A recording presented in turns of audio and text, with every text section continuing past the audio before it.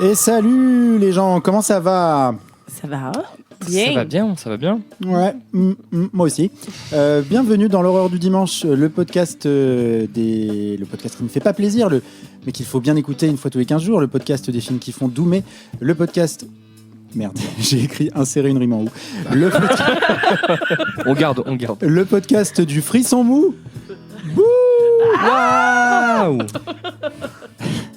Bon, écoute, il y a maintenant presque 3 ans, l'horreur du dimanche a semé en vos cerveaux malades la graine du seum. Maintenant qu'elle a germé, un arbre un peu moche a poussé. Et on s'occupe tous les 15 jours de le tailler pour ne pas que ces affreuses branches s'étendent vers... L'image est bizarre, je vais arrêter là.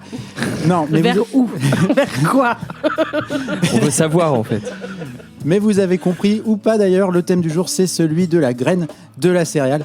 Bon, c'était pas clair. Je ne sais pas, moi, en fait, les thèmes, je maîtrise plus. Ça fait bien longtemps que j'ai perdu le contrôle de cette émission, que j'ai lâché la rampe, comme on dit. Et oui, il faut bien avouer qu'on a fait le tour des thèmes, ou alors que nos séances de brainstorming ne sont que trop peu rentables tant nos cerveaux sont ravagés. Mais bon, ça me permet, moi, les thèmes, de ne pas les respecter et de parler de films que j'aime. Habile manière d'ailleurs de rappeler le principe premier de cette émission, car oui, l'horreur du dimanche, c'est ça, c'est un club de lecture sinistre où l'on parle de films que l'on aime. Alors initialement, on le faisait sans se prendre au sérieux, mais bon, il faut bien avouer que depuis, poussent les melons. Oh, vous l'avez ? Pas mal. Il peut y en avoir d'autres. Alors, avec moi ce soir, sa tête ne passe plus les portes. D'ailleurs, Lélé, comment ça va ? Bah, ça va bien. C'est pas trop la saison des melons, malheureusement, mais on se porte quand même bien. Il y a d'autres légumes. Oui, et fruits. C'est vrai, c'est une observation qui est juste. Lola, ça va ? Toi, t'es experte fruits et légumes, tout ça. Oui, on en reparlera plus tard, mais ça va. Comme quelqu'un qui vient d'avoir 30 ans. Ouais, bon anniversaire. Ouais. Et Camille, comment ça va ? Eh ben moi, ça va. Je précise que ce n'est pas fruits et légumes le thème, parce que ça, on se le garde pour un autre épisode. C'est vrai. C'est la graine, les graminées, auxquelles je suis très allergique d'ailleurs. Et les céréales, je tiens à le préciser. Oui, précise-le bien. Merci de le redire. Et à la technique, ses mains sont-elles des lianes qui se meuvent sur un parterre de boutons ? Hostite calice, qu'il est beau, qu'il est gentil, qu'il est pro, qu'il est pratique. Brice la graine à la technique. Oh, Brice. T'as un poème et tout. Bah oui. Incroyable, bravo. Hors du dimanche, épisode 67. 66. Oh 66 c'est maintenant ? Oui. Eh ben ok, c'est parti. Et on commence avec le film que Lola a sélectionné, je crois. Oui, évidemment. Pour rappeler le thème. Film pour vous rappeler le thème. The Seeding. Hey! Hey, yeah! There's strays.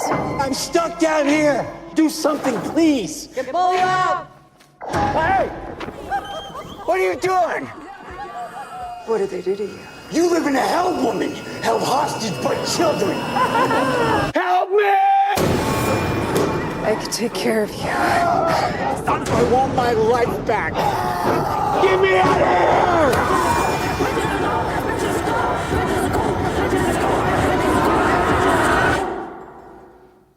Ouais. Waouh. Cet extrait me rappelle que ce film me fout le seum. Mais ouais. Alors, The Seeding, d'un dénommé Barnaby Clay, que j'appellerais Barnaby. Le grainage. Oui, on pourra refaire la blague quand tu veux. À tout moment, Léo. N'hésite pas. À tout moment, tu fais une trad.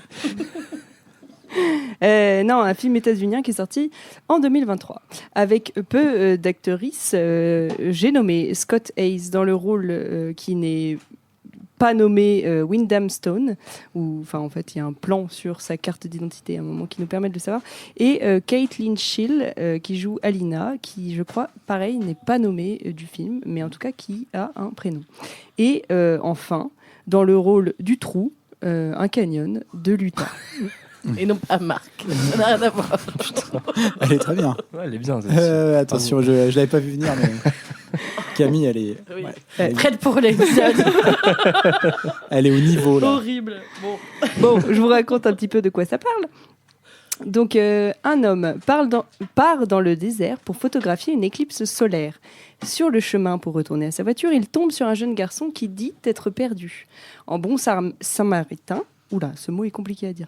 L'homme tente d'aider l'enfant, mais celui-ci le perd et l'abandonne dans le canyon. À la nuit tombée, après des heures à marcher complètement égaré, il entend le chant d'une femme.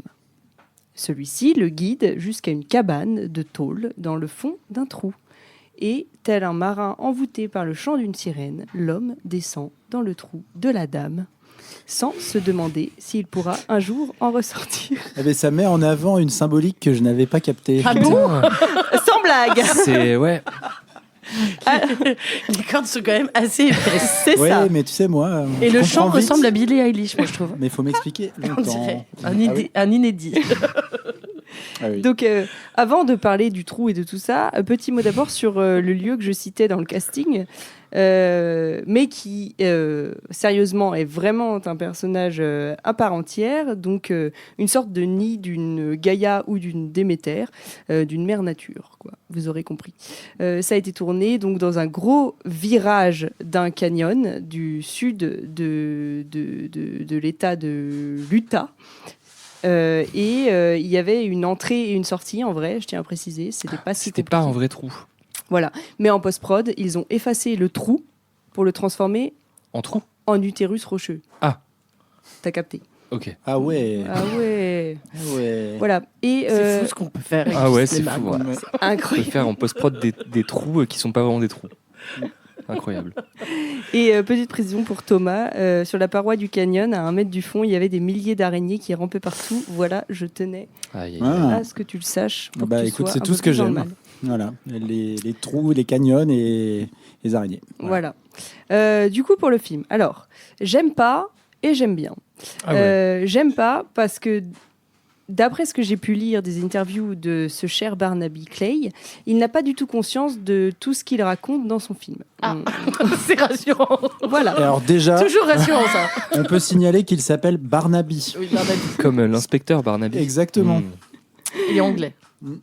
Oui. Oui, on l'excuse du coup. Mais... Oui. Et là, on a l'impression qu'il nous balade entre peur, haine et admiration envers les femmes. Donc, il essaie de nous dire quelque chose en nous mettant dans un trou tout chaud, Il quand essaye, même. ouais. Mais il ne parvient qu'à une ébauche de verbalisation de ses angoisses existentielles. D'ailleurs, ça parle très peu, et je ne pense pas que ce soit dans un souci de style, c'est juste qu'il a beaucoup de mal à s'exprimer, Barnaby.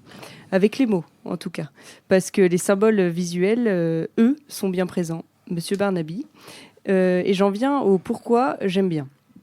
J'aime bien parce que, justement, Monsieur Barnaby n'a pas du tout conscience de tout ce qu'il raconte à travers ces symboles. Là, les psychanalystes se frottent les mains. Allongez-vous, Monsieur Barnaby. Là, je fais un sketch. Ah oui. Waouh.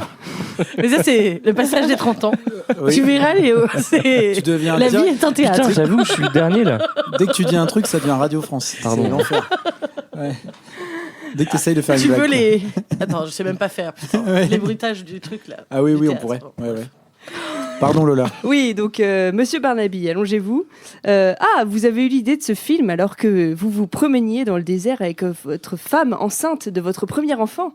Très intéressant, Monsieur Ah oui, Barnaby. c'est intéressant. Ouais. L'inconscient de Barnaby Clay a fait un bébé. The seeding, l'ensemencement en français. Le grainage. Le grainage en québécois. Très, très intéressant.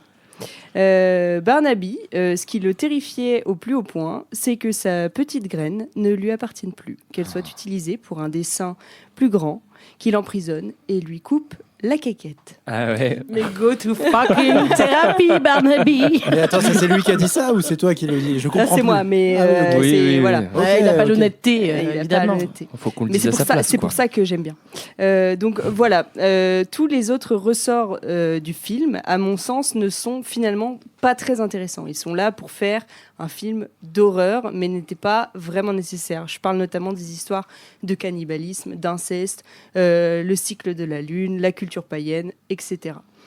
On a ici ni plus ni moins que l'allégorie de la peur primitive de l'homme, les femmes.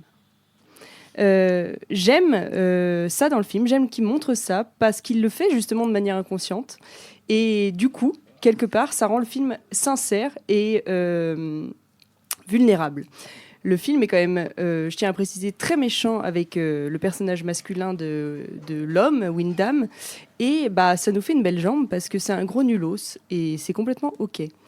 Et oui, les gars, l'homme n'est qu'une semence, une toute petite graine. Peur de l'engagement, de la paternité, de l'émasculation.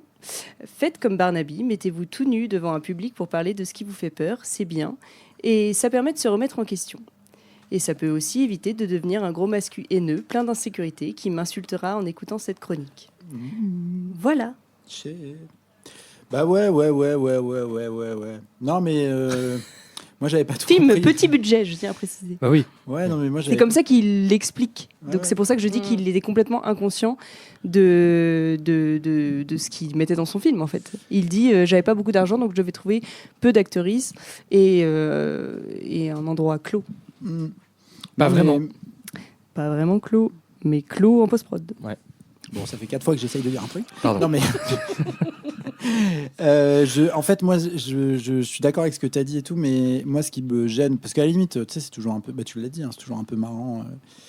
Les gens qui essayent de dire des trucs un peu deep, et puis en fait, c'est grosses ficelles et gros sabots partout. Moi, à la limite, tu sais, ça me rend pas un film désagréable pour autant.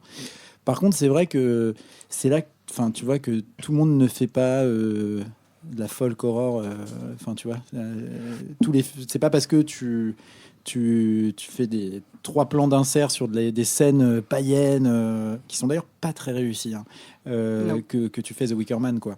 Et du coup, je trouve que là, le film est hyper faible là-dessus, en tout cas sur son espèce de lore étendu, quoi, tu vois, qui Ouais, est grave. absolument.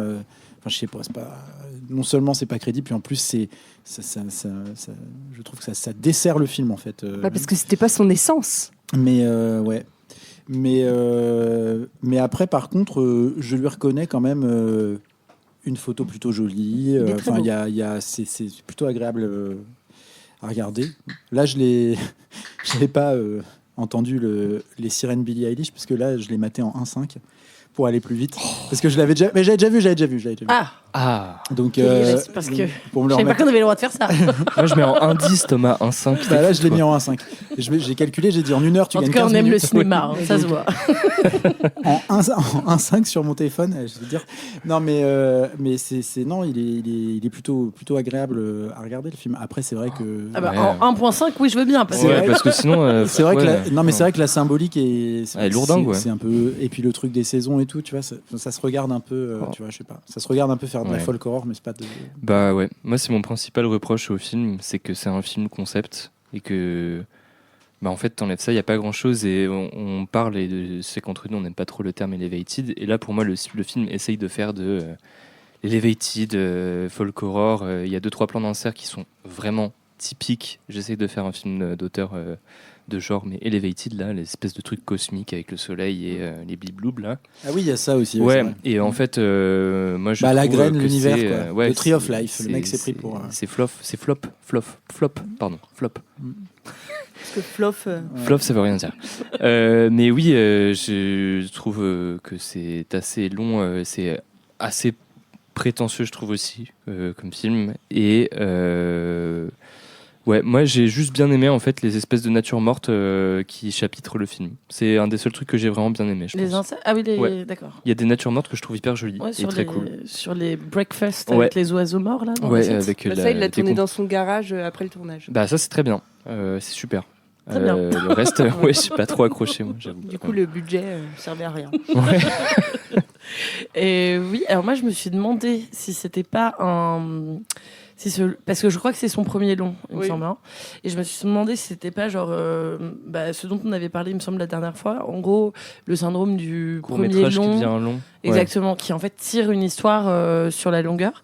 Parce qu'effectivement, je trouve que le film est quand même assez long, 1h40, pour un propos qui en vrai est très très léger, quoi. Enfin, je veux dire, il y a très peu de dialogue, bon, c'est pas inintéressant, mais du coup, il y a beaucoup de musique. Elle est pas horrible, mais je trouve qu'il la met trop. Mm. Et donc, au bout d'un moment, moi, j'avoue que j'étais un peu saoulée, quoi, au bout de la première heure, je me suis dit, mais où est-ce qu'on va là? Parce qu'il ne se passe pas grand-chose en termes de rythme et tout ça. Et en même temps, je trouve que Lola a tout à fait raison dans sa chronique, dans le sens où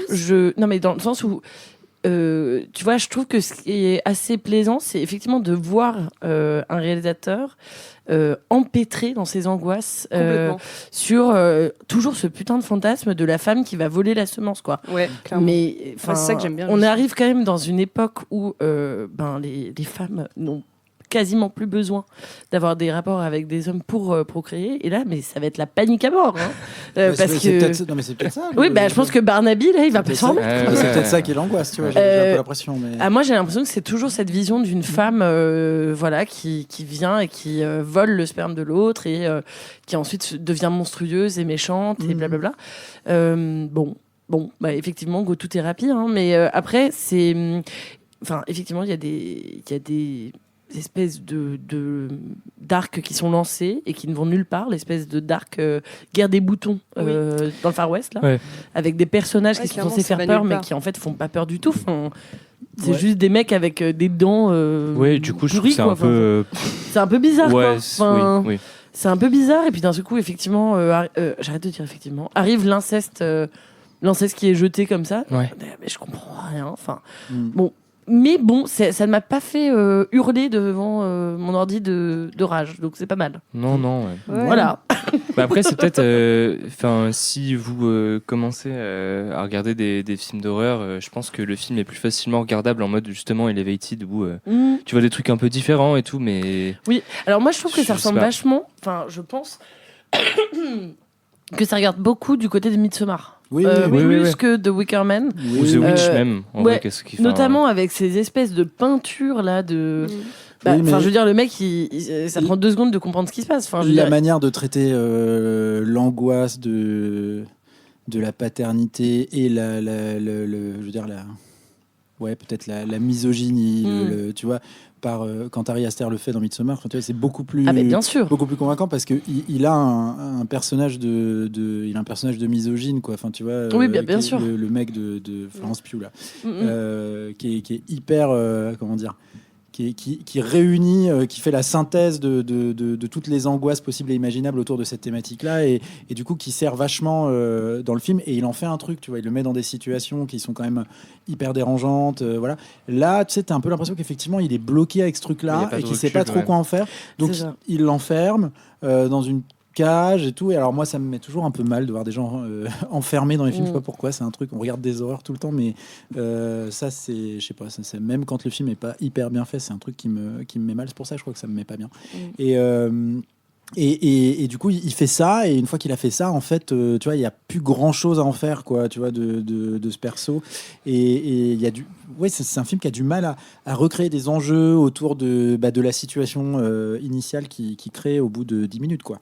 Donc c'est vrai que c'est pour ça que tu le trouves long. Mais à la limite, moi, je veux dire que le propos il soit balourd et tout, ça n'empêche pas toujours de faire ça empêche pas toujours de faire des bons films, quoi, quand il y a des bonnes idées. Et puis on peut s'en moquer, on peut dire c'est débile, mais au moins il y a pas trop ça, quoi. Oui, bien sûr. Et en plus il y a pas ce qui est fort dans Midsommar, évidemment, dont on a déjà parlé, donc voilà, c'est quand même l'intériorité du personnage féminin qui est extrêmement puissant dans Midsommar, et sans parler des dialogues, etc. Mais là, le problème, c'est qu'il y a ni dialogue, ni intériorité du personnage. Donc, au bout d'un moment, ça laisse... c'est du vide, quoi. Mais c'est ça qui est une... En fait, moi, t'as raison. Ça me revient, parce que maintenant, la première fois que je l'ai vu, en fait, moi, c'est ça qui me perturbait beaucoup. Pendant la première heure, je me suis dit, mais attends, mais ça veut dire qu'au bout d'un moment, l'espèce de mutisme du personnage féminin, là, il va en faire un truc, quoi. Il y a un truc, il va y avoir un tournant, on va apprendre des choses, on va apprendre qu'elle a... C'est très frustrant, en fait. Et en fait, c'est juste... bon.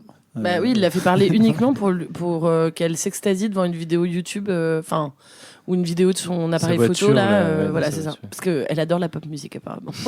Voilà, Billie Eilish, je vous avais dit.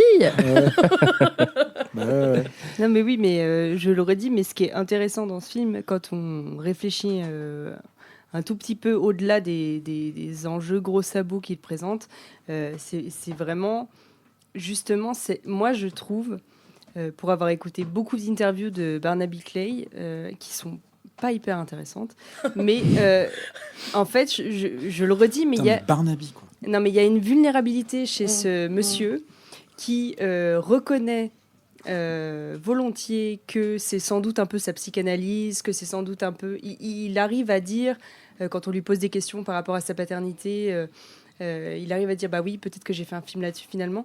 Et en fait, le Tu mec crois n'avait pas d'idée et s'est quand même dit, bah vas-y, je sors ce film-là. Et en plus, j'y vais à fond. Je crois qu'il fait une dédicace, je crois qu'il le dédie au maire à la fin dans le générique. Au maire Ouais. Au Au maire, maire, au maire de la du ville. canyon. Ouais. Pas au municipal. Hein. Ouais. Au maire du désert. Léo. Pardon, c'est Mais, focus en ce moment. mais il y va et moi j'ai l'impression qu'il est ok avec le fait de s'être un peu ridiculisé en fait, tu vois, parce qu'il a des réflexions vraiment limite à des moments par rapport justement à la femme, à la peur que ça peut engendrer, Ouais, il a mis tout un ce peu que tout ce Camille qui se- disait. Enfin, ouais. Voilà, et des trucs très, très de l'homme primal, tu vois, et c'est un peu la honte, il le reconnaît, et il a quand même sorti son film, tu vois. Et du coup, je trouve ça quand même honorable de montrer qu'on a peur, et que ça peut être ridicule, que ça peut être craignos. Et voilà, après, c'est pour ça que je dis, c'est toujours mieux que d'être en train de rager derrière son écran, à se dire, c'est quoi ce mec, voilà. Et je lui reconnais ça. Oui. Au moins. Après, s'il parle. Maintenant, il s'est perdu dans ce qui. Je pense qu'il savait vraiment pas de quoi il voulait parler. Après, Ouais. tel que tu le décris, il m'a l'air d'avoir un discours un petit peu essentialisant. L'homme, la Peut-être. femme, tout ça, machin. et Oui, tout. bah alors ça, sais je ne pas, suis pas. c'est- Je ne sais pas quel est le nom de sa femme. Mais ça m'a l'air d'être un peu. Non, mais enfin, tu vois, il m'a l'air d'être un peu. Bon. Non, mais peut-être bien deux, sûr. trois questions Voilà. à se Bah, on va poser, pas lui- ouais. Barnaby. On va mais- pas lui faire, nous, sa psychanalyse. Hein. Non, bah non, Voilà. mais je sais pas. enfin. Moi, tu C'est sais. ce qu'on m'a dit tout à l'heure. Hein. Moi, tu sais. Et attends que ton film arrive, toi aussi. on me- Tu vas Ah, pas mais faire voilà. la tienne de psychanalyse, Léo. Mais j'ai pas fait exprès, là. Hein. Oui, bah, Oui, des gros vaisseaux spatiaux. faudra arrêter de pas faire exprès. Voilà. Et vous faire exprès de ne pas faire exprès, je sais pas. Mais... Ouais. Ah, mais je me suis fait la réflexion en le voyant, vous inquiétez pas. Mais bon. Mais ouais, je sais pas, c'est bizarre. Hein, Moi, j'aurais pas osé le sortir. Bah c'est voilà, vrai. bah tu aurais été un idiot. Bah non. Peut-être c'était Autant- trop tard. autant Hein. Il a montrer, vu, autant pas avant-première, il s'est dit putain. Oui, mais un film, ça se fait pas tout seul. Je veux dire, il y a quand même des producteurs, Bah, il y a des gens qui... il a Tu quasiment vois fait tout seul. Il y avait Ah. un tout Ouais. petit budget. C'était un film qui D'accord. a été bloqué par le Covid. Encore une fois, je ne choisis que des films. J'ai l'impression c'est qu'ils sont- ta- c'est ouais, pas- ta- je ta fais pas méta, exprès. un Hein, peu. j'avais pas choisi. Tu veux pas. Oui. Non, moi c'était uniquement pour le titre. Mais non, il était vraiment. C'était une toute petite équipe. Il a tout fait tout seul. Voilà, je crois que c'était des conditions de tournage assez compliquées parce que dans ce canyon, il faisait très chaud la journée et très froid le soir, comme dans le film. Et en plus, c'était très humide dans ce trou. Voilà. Ah, on dirait Avec pas. les araignées, qu'il a ouais. dit. Ah oui, en même temps, Avec il- les araignées. ouais. Encore une fois, tout ce que j'aime. Et puis en plus, c'est des acteurs-actrices qu'on connaît pas ou peu. Mm. Donc voilà, petit budget. Vraiment, Mhm. c'était pas un truc. Voilà, il a fait avec les moyens du bord. Ouais. En tout ouais. cas, effectivement, esthétiquement, il est joli. Oui, Enfin, il y a des beaux. esthétiquement, il y a des- je regardais son wiki. C'est un mec qui fait des clips, C'est un hein, clipper, ouais, voilà, ça Mm. se voit. Ça se voit. Ça se Ouais. T'as capté. Ok, bah écoute, je l'ai vu 2 fois. Si je dois le remater une 3e fois, ce sera en x2. Voilà. Et en x2, c'est rigolo parce que là, ça déforme les dialogues, c'est marrant. En x1,5, tu t'habitues en fait. Ouais. Ok, sans transition aucune, nous allons passer au film d'après.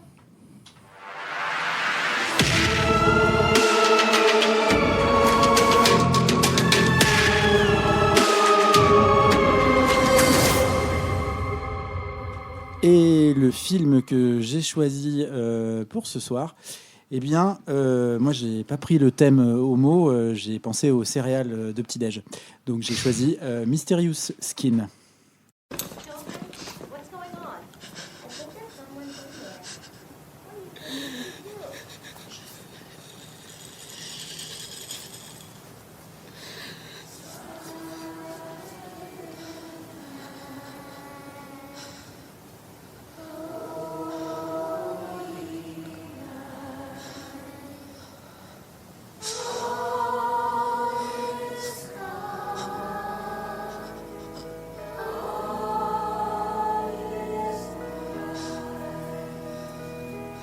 as we sat there listening to the carolers, I wanted to tell Brian it was over now and everything would be okay. But that was a lie. Plus, I couldn't speak anyway. I wish there was some way for us to go back and undo the past. But there wasn't. There was nothing we could do. So I just stayed silent, trying to telepathically communicate how sorry I was about what had happened. And I thought of all the grief and sadness and fucked up suffering in the world, and it made me want to escape. And I wished with all my heart that we could just leave this world behind. Rise like two angels in the night and magically disappear.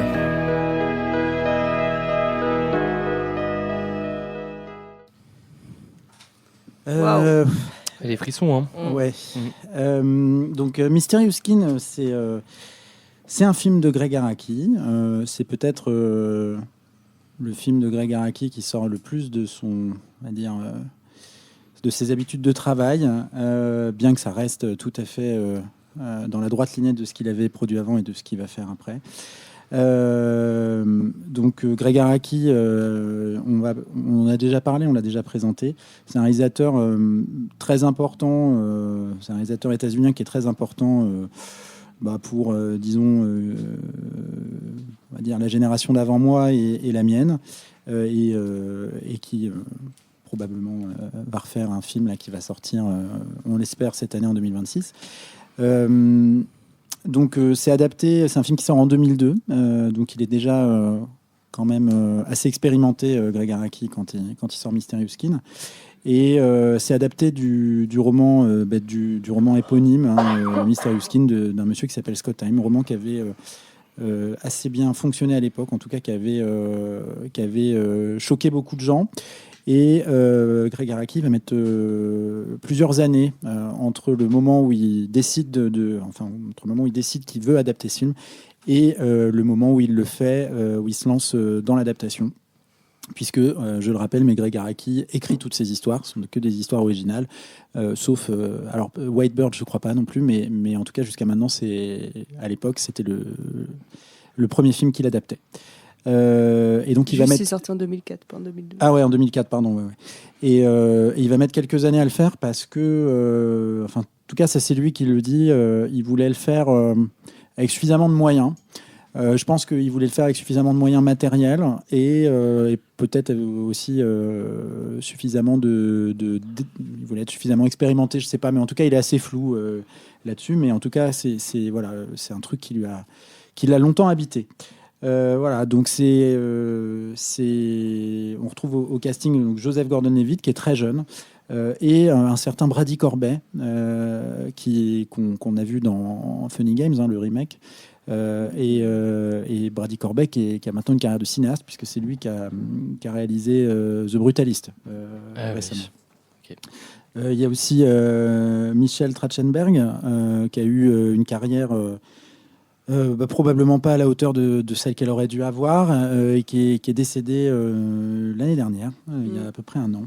Et puis Elisabeth Chou qu'on connaissait, on l'avait vue elle était connue depuis Retour vers le futur.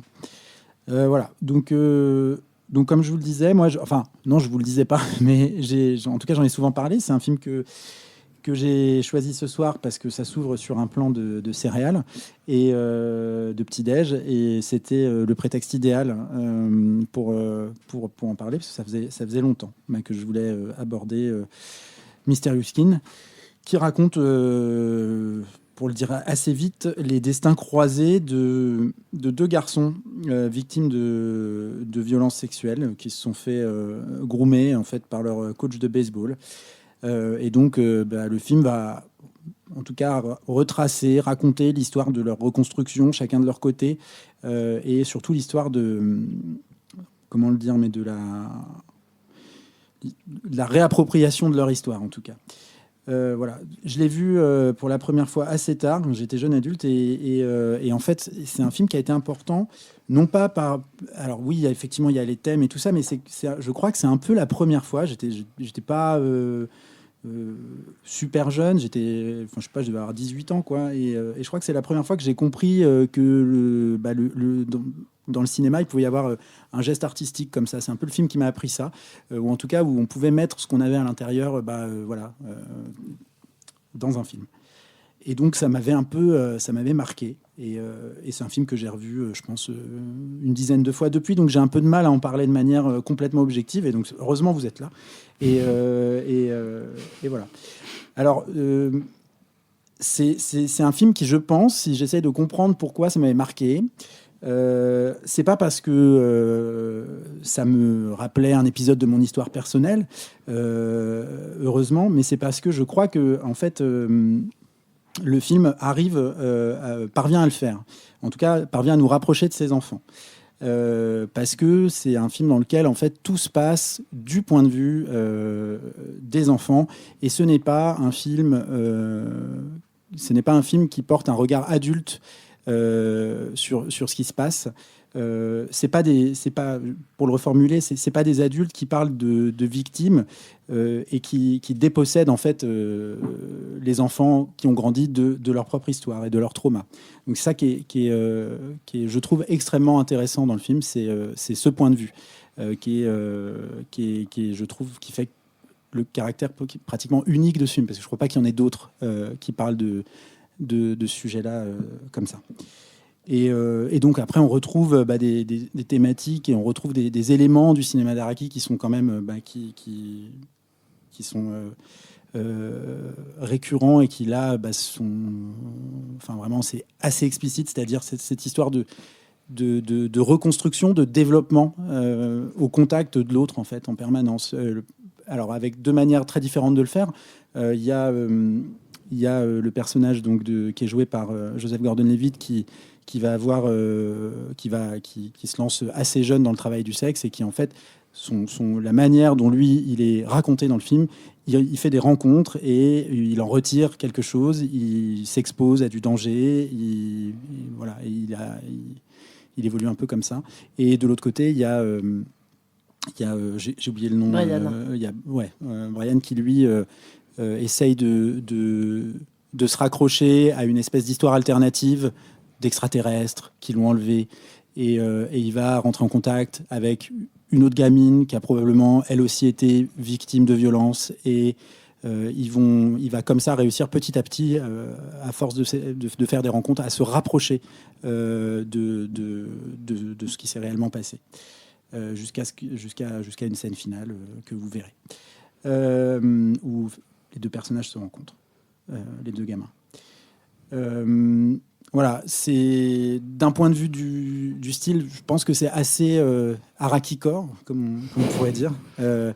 Et par contre, la photo est peut-être encore plus belle que dans ces autres films, et je crois que c'était vraiment une volonté du directeur de la photo et d'Araki d'avoir une image parfaite.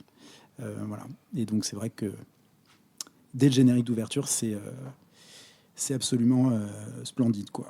Voilà. Bon, moi j'ai pas trop d'autres choses à vous en dire, si ce n'est, si vous l'avez pas vu, je pense que c'est un film important à voir. On le dit souvent, mais celui-là, il l'est vraiment. Rien que pour la manière de voir dont on peut parler d'un sujet, et de la question du point de vue, en tout cas, qui je trouve est passionnante. Voilà. Ouais. Je sais pas ce que vous en avez pensé, si vous l'aviez déjà vu déjà, et puis ce que ça vous a fait, quoi. Oui, moi je l'avais déjà vu il y a longtemps, j'ai l'impression, et en même temps pas si longtemps en le revoyant, mais je me suis rendu compte que moi ce que j'aimais dans Mysterious Skin, c'est que les personnages, et tu l'as très très bien dit, les personnages de ces deux garçons ne sont pas du tout manichéens, ils sont très réels et très profondément ancrés justement dans le réel, dans ce qui leur est arrivé. Et ils ne cherchent pas autre chose que de comprendre et de grandir avec leurs blessures. Et ce qui me plaît, c'est qu'on ne parle pas du tout de la punition que pourrait avoir le pédocriminel qui est dans le film. On parle vraiment des victimes et comment on avance avec ça. Et finalement, ça en fait un film presque optimiste. Enfin, moi, je trouve que la fin, en tout cas, c'est ce qu'elle dit. On n'oublie pas, mais on avance et on se construit avec ça. Et je trouve ça ouf de parler de ça comme ça en 2004. Voilà, on a l'agresseur qui disparaît et c'est là qu'est sa place finalement dans le nulle part en fait. Et ça rappelle que le punitif ne permet pas de guérir, que c'est vraiment une illusion primitive et que voilà, l'agresseur il a une place dans le film, mais que c'est pas le premier rôle et c'est les deux autres rôles de ces deux garçons qui sont importants et qui sont merveilleusement mis en scène et raconté par Gregg Araki. Et moi, c'est ce que je trouve vraiment très très beau dans ce film. Moi, je trouve qu'il y a un troisième rôle que j'ai beaucoup aimé dans le film, c'est Eric, du coup. Oui. Et lui, il C'est fait, vrai il fait la jonction entre deux mondes qui cohabitent pas dès le départ, qui se sont perdus depuis cet événement de l'enfance. Et je trouve que ce personnage est extrêmement bien écrit aussi. Et on le voit beaucoup en fait dans le film. C'est un des personnages. C'est quasiment lui qui a on le voit plus que Michel Trachtenberg. Ouais, on le voit vraiment beaucoup. Et je trouve que c'est peut-être là où Gregg Araki a mis le plus de lui-même, en tout cas peut-être sur ce rôle un peu charnière aussi. Ouais, peut-être. Et il y a des scènes avec lui que je trouve hyper belles, d'amitié naissante du coup avec Brian, que je trouve vraiment très très jolie. Et en fait, le ton est comme d'habitude extrêmement juste et très cru. Et en fait, ça n'empêche pas du tout. Et voir là, c'était même nécessaire. Et il y a plein de sujets qui sont abordés hyper bien. En fait, je trouve qu'il y a une séquence qui parle du sida aussi que je trouve incroyable. Je sais pas si vous vous souvenez un peu aussi, mais ouais, c'est. Moi, j'ai un peu du mal à en parler parce que c'est la première fois que je le voyais et ça m'a quand même mis une grosse claque, quoi, je pense. Et ouais, je suis très content de l'avoir vu. Je suis d'accord avec toi sur l'aspect pas nécessaire non plus, mais vraiment regarder ce film, je pense que c'est important de le voir. Dans la filmo ou pas de Gregg Araki, juste c'est un film qui se place avec un point de vue, comme vous le disiez, qui est peu ou pas abordé ou peu considéré même quand on parle de ces sujets-là. Et ouais, c'est hyper important de le voir en fait, je pense. Quoi. Donc, Non, puis tu sais, dans toutes ces questions auxquelles on revient, hein, tu vois, il y a plein d'idées, en tout cas, qui reviennent là-dessus de manière un peu plus habile que par le passé, probablement, mais de domination des adultes, des enfants par les adultes. Ouais. Et du coup, le film, vraiment, tu vois, le caractère punitif de la justice et du monde des adultes, en fait, est complètement retiré du film. Ouais. Et je pense que c'est ça qu'en fait un truc assez unique. Quoi. Et vous disiez tout à l'heure que dans le bouquin de base, en plus, le coach était retrouvé.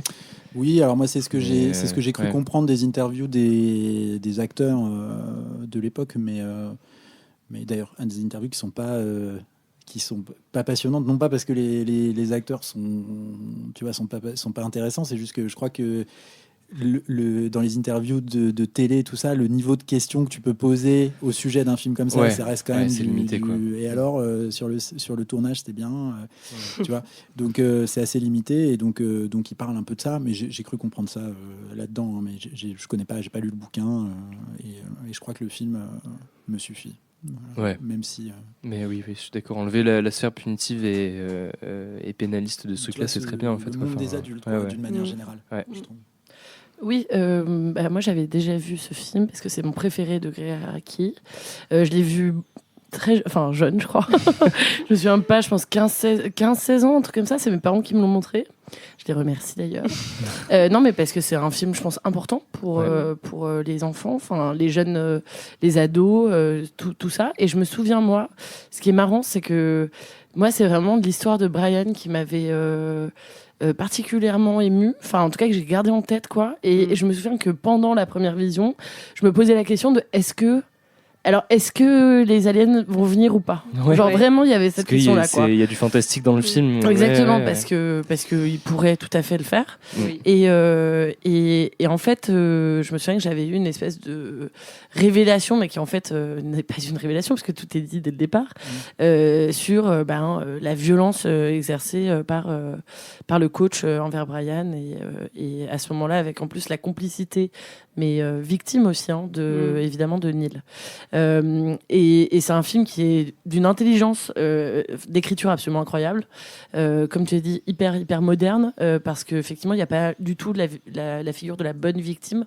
En fait, là, il y a deux personnes avec qui essayent de faire ce qu'elles peuvent, quoi. Donc, il y en a une qui part dans l'hypersexualité et puis conduite à risque, etc. Et l'autre qui part dans une espèce de réalité parallèle. Réalité parallèle et tout ça. Et en même temps, ce qui est très, très beau, moi, je trouve, c'est tous les parallèles qui sont faits entre les deux.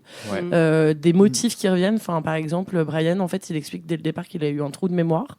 Et le trou noir, c'est comme ça qu'on parle du cœur de Neil. Donc, il y a des espèces de... Enfin, voilà, il y a plein de motifs qui se répondent. Et moi, je trouve que, d'un point de vue juste... purement filmique, c'est vraiment super en fait d'écrire un film comme ça parce que c'est très agréable à regarder, ça nous emporte nous aussi et en même temps d'un point de vue du sens évidemment c'est hyper universel comme message. Moi je trouve que c'est aussi un film très évidemment très queer, ça on l'avait déjà dit avec Araki et je trouve que là ça se caractérise beaucoup. Araki Core. Ouais c'est ça, Ouais. la question des amitiés évidemment, qu'elles soient féminines ou masculines, comme bouée de sauvetage en fait, c'est hyper beau. Moi je suis hyper touchée aussi par la question des familles, ces deux mères qui s'occupent de leur fils seuls ou avec des pères qui sont plus ou moins présents quoi.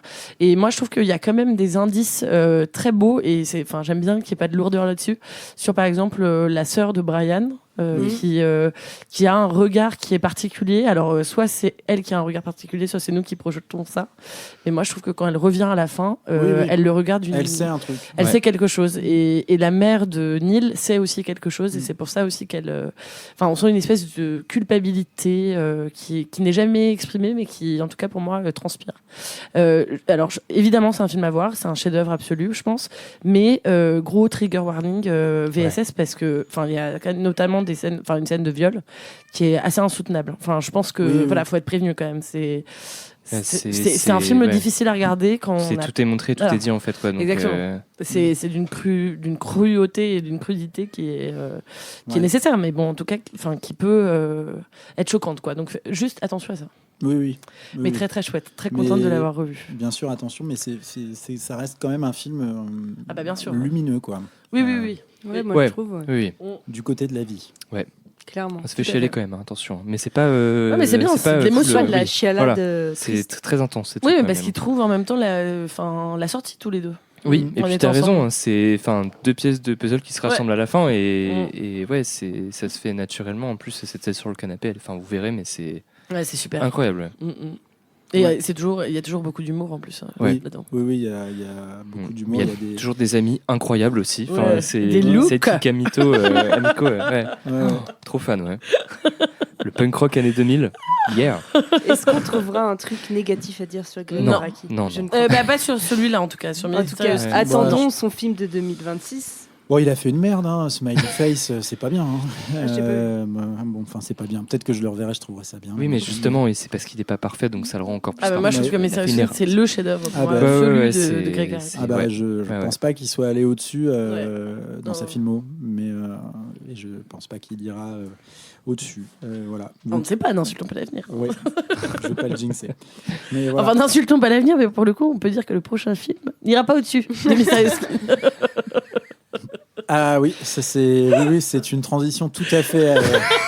Je sais pas pourquoi tu dis ça. Sans vouloir faire d'échelle de. Je pense que c'est tout aussi deep et voilà. Parce que est-ce qu'on va chialer peut-être, mais pas pour moi j'ai pleuré pour les lapins. Pour les lapins, j'ai pleuré. Autant il est dans mon top, autant le Mysterious Skin est très haut, autant celui d'après, bon. Disons que voilà, on va se détendre. On va se détendre un petit peu de musique pour se détendre. Ouais. Voilà.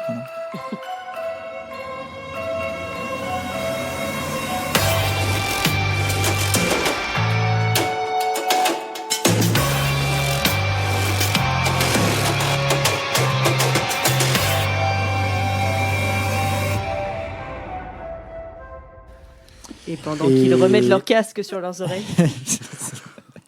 Et qui se resservent un Nice Tea, figurez-vous.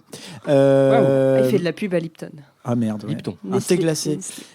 Parfumé à la pêche. On va passer donc au film que Léo a sélectionné et qui va peut-être nous révéler une autre pièce du puzzle Léo, du grand puzzle.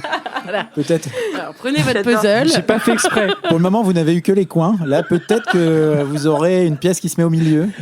Je Mais vais voilà. mettre une caméra sur Léo pendant les podcasts. J'ai pas maintenant, fait parce que exprès. J'adore cette tête. Voilà. Bon, Lélé, c'est quoi alors cette Moi, affaire, c'est Silent Running.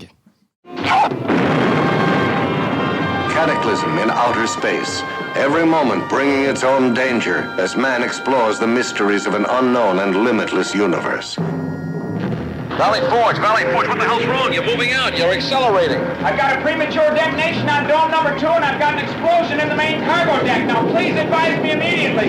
Give me Barker. I can't find Barker. I can't find Wolf or Keenan either. I'm afraid, Neil, that they might have been in dome number 2. Dome number 1. Meet the almost human drones, amazing companions on a journey beyond the stars. The man has a full house, and he knew it. Now, how about that?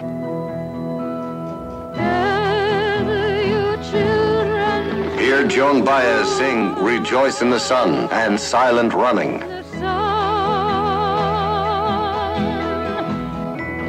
Listen, Lowell, if you continue as is, we figure you'll hit the northeastern quadrant of Saturn's outer ring tomorrow morning.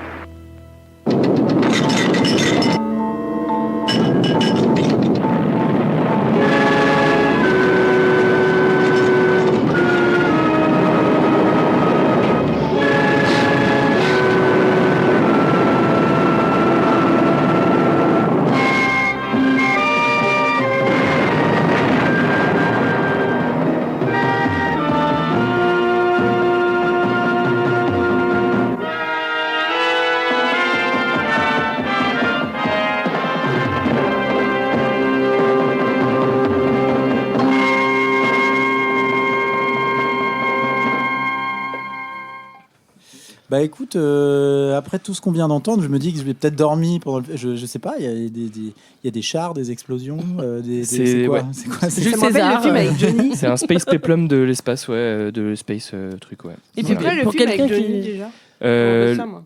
le film, c'était Terminus. Ouais. Ah oui. Ouais. Bah moi, je prends que des Une autre pièce super du films à puzzle, chaque un fois. Terminus. Hein.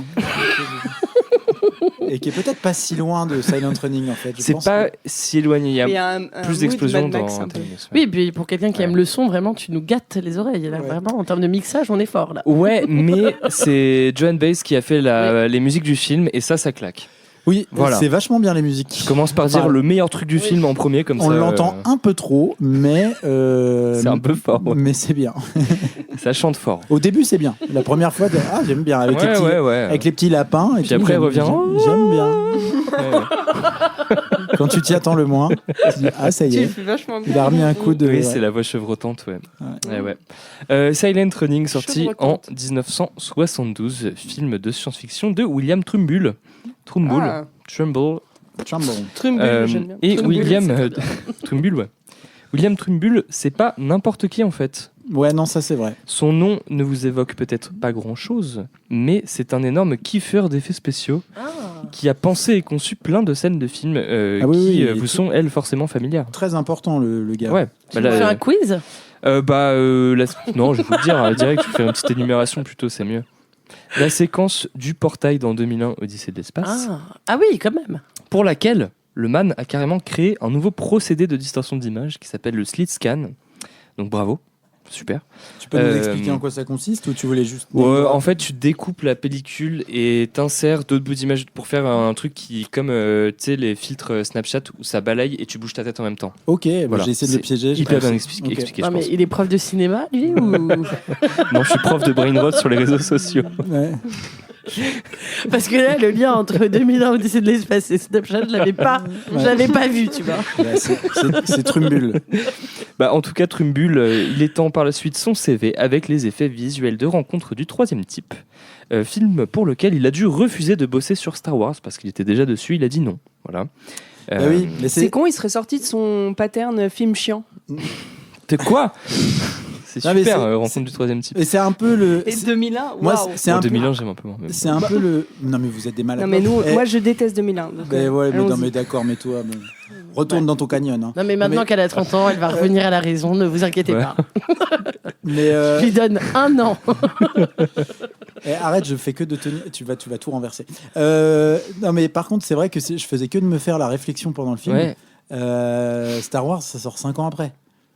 Sur les plans maquettes et tout, ça fait mal, quoi. Enfin, tu vois, c'est. Ouais, mais c'est pas les mêmes budgets du tout. Non, non, non, mais non. après, c'était fauché un peu Mais- déjà Star Wars de base. Mais j'avoue, Là, on voit les remasters. Mais ça fait mal. ouais. Mais ouais. Bon, moi, je te trouve un peu dur quand même. Non, mais écoute, voilà. Il y a les mêmes robots de merde dans Star Wars, hein, comme les espèces de trucs. là. Wall-E. Ouais. On en reparlera. Ouais. Après, rencontre du troisième type, et quelques années plus tard, Blade Runner de Ridley Scott quand même. Ah On oui, lui non, mais lui ça, doit ça une grande claque. partie Non, de non, l'ambiance mais de Los Angeles. hein. C'est trop Ouais. bien. Euh, Los Angeles. Ah oui, oui, oui. Bah ouais. Est-ce ouais. que t'as l'air parler de Los Angeles 2003? Non, t'inquiète pas Lola, c'est le Los Angeles de Blade Runner, pas de celui de Carpenter. Trop mal, Tout va bien. trop mal. Côté réalisation, le père Trumbull, il a réalisé par contre que 2 longs métrages. Donc il a fait beaucoup de films sur les effets spéciaux et surtout sur du matte painting et tout. Mais il a réalisé que 2 longs métrages, dont Silent Running. Et il a aussi fait Brainstorm, qui est sorti en 1983. Qui est apparemment très chouette, niveau effets visuels aussi. Je ne l'ai pas encore vu, mais j'ai prévu de le voir. Donc bah. peut-être que je vous le sélectionnerai pour un prochain Ça sert bon pour nous, ça encore. donc voilà, tout ça pour vous dire que à la base je voulais prendre Soleil Vert, mais j'ai trouvé ça trop badant et j'ai préféré prendre un gros film de nerd avec un hippie qui veut construire une forêt dans un monde de gros débiles qui font des courses de buggy dans l'espace. C'est vrai que Voilà. vendu comme ça, moi j'ai envie de le voir, mais malheureusement, la fête ne dure que quelques minutes. Mais tout ça arrive dès le générique. Donc. Oui, ouais. Non mais en plus je voulais éviter le côté dystopie là de Soleil Vert et en fait Silent Running c'est aussi une dystopie mais où le personnage principal il essaye de construire une utopie dans la dystopie. Bon c'est beaucoup de topies là, on va arrêter. On va passer au résumé je pense. Vas-y, résume-moi ça. Alors, ce personnage Que principal j'ai rien compris. dont je vous parlais là, c'est Freeman, homme libre, pour les non-anglophones. Voilà. Homme libre, il est botaniste sur le Valley Forge, la forge de la vallée. C'est un vaisseau commercial, un vaisseau spatial commercial des États-Unis d'Amérique de l'espace.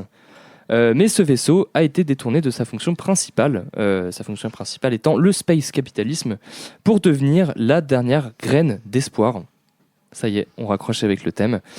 La Terre étant devenue... Ah oui, c'est ça. Ouais, c'est ça, ouais. Un désert stérile. Le Valley Forge et son équipage portent la lourde tâche de faire renaître des forêts dans un environnement contrôlé pour les réimplanter ensuite sur Terre.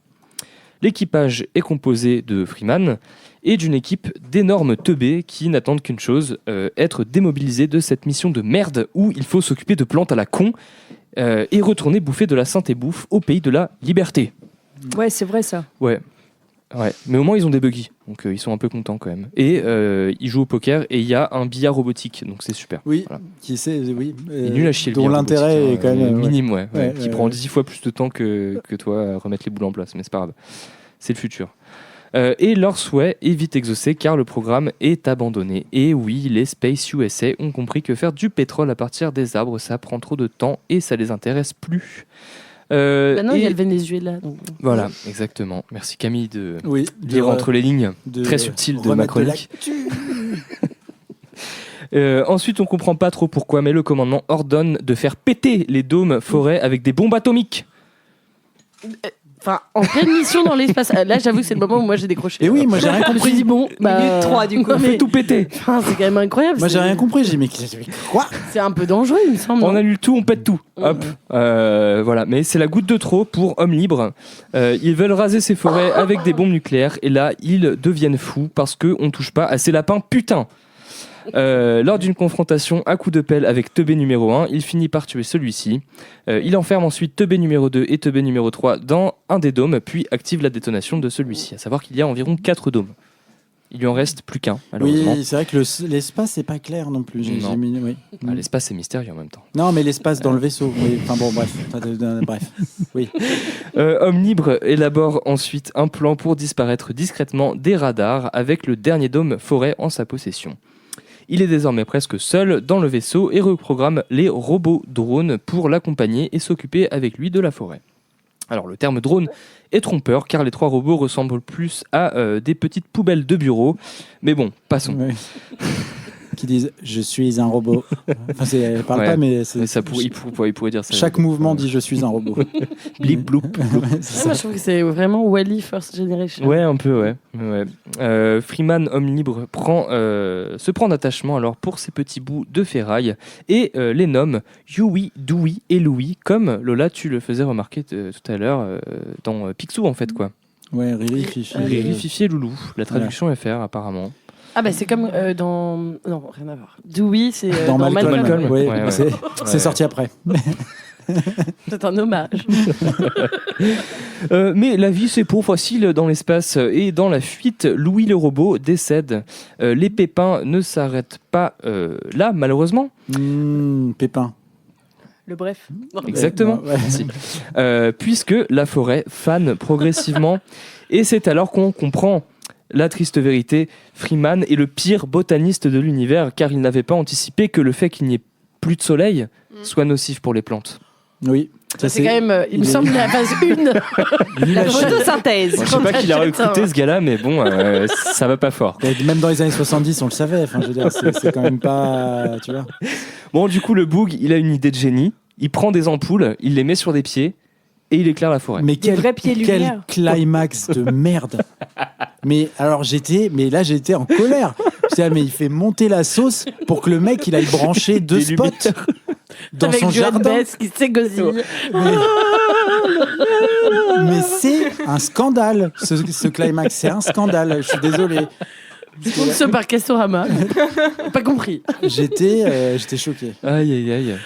Bon, voilà, vous l'aurez compris, c'est pas un super film. Je suis désolé. Mais après, ouais. Mais en fait, c'est un film démo d'effets spéciaux pour quelqu'un qui va en faire beaucoup après pour des très grands films et qui se fait un kiff en fait. Oui. C'est un peu comme les histoires de clowns tueurs là, tu vois.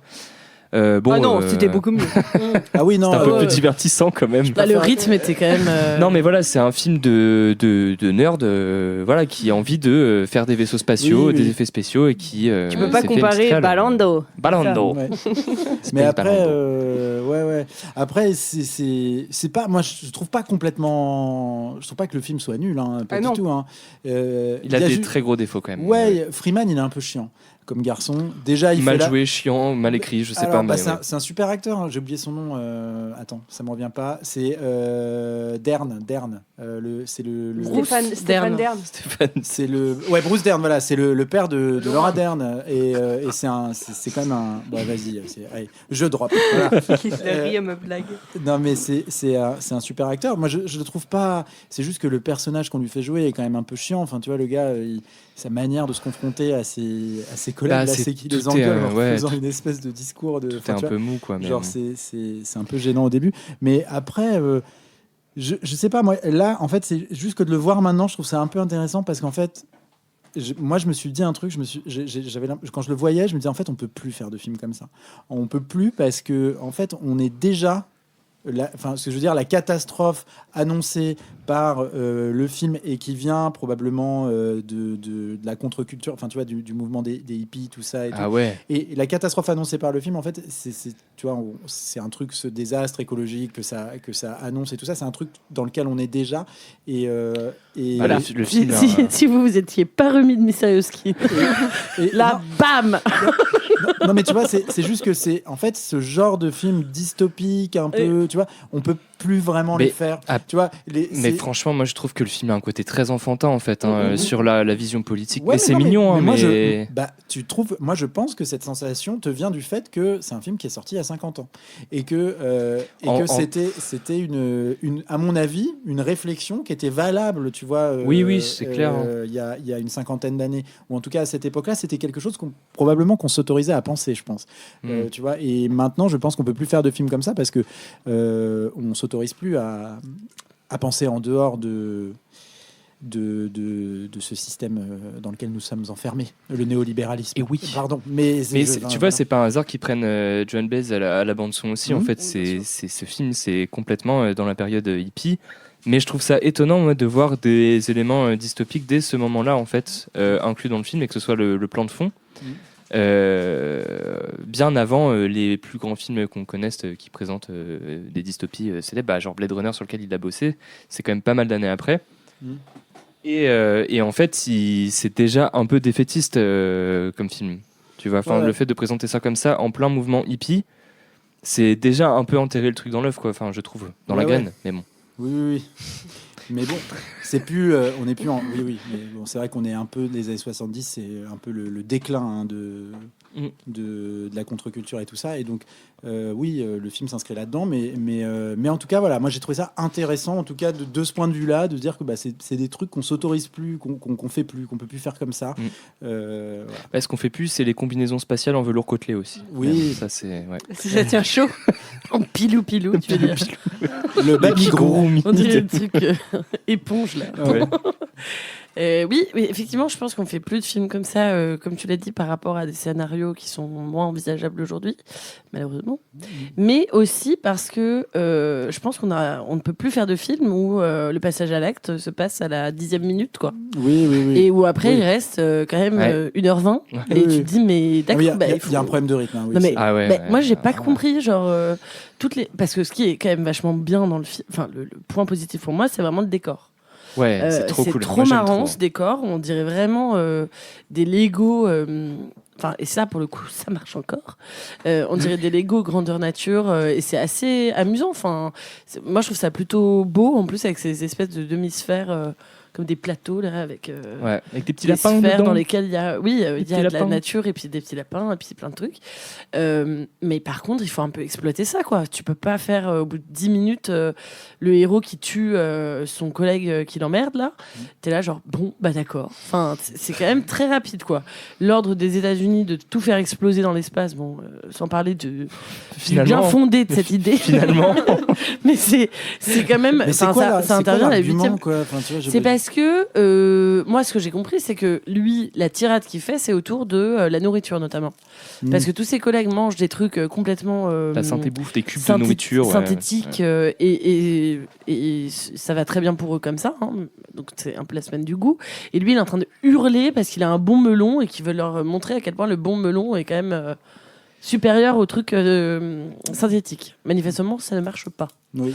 Et donc c'est pour ça que en fait, il voit plus l'intérêt, je pense, de la nature, quoi. Ouais. Donc bon, ça pourrait être intéressant, mais il faut faire. La culpabilité aussi, ça aurait pu être un peu plus exploité. Il faut faire monter un peu la sauce. Effectivement, l'arc des LED, on s'en fout, quoi. Enfin, ça peut pas être. Après, t'as 1h20 de je suis seul avec mes petits robots. Non, mais c'est bizarre, quoi.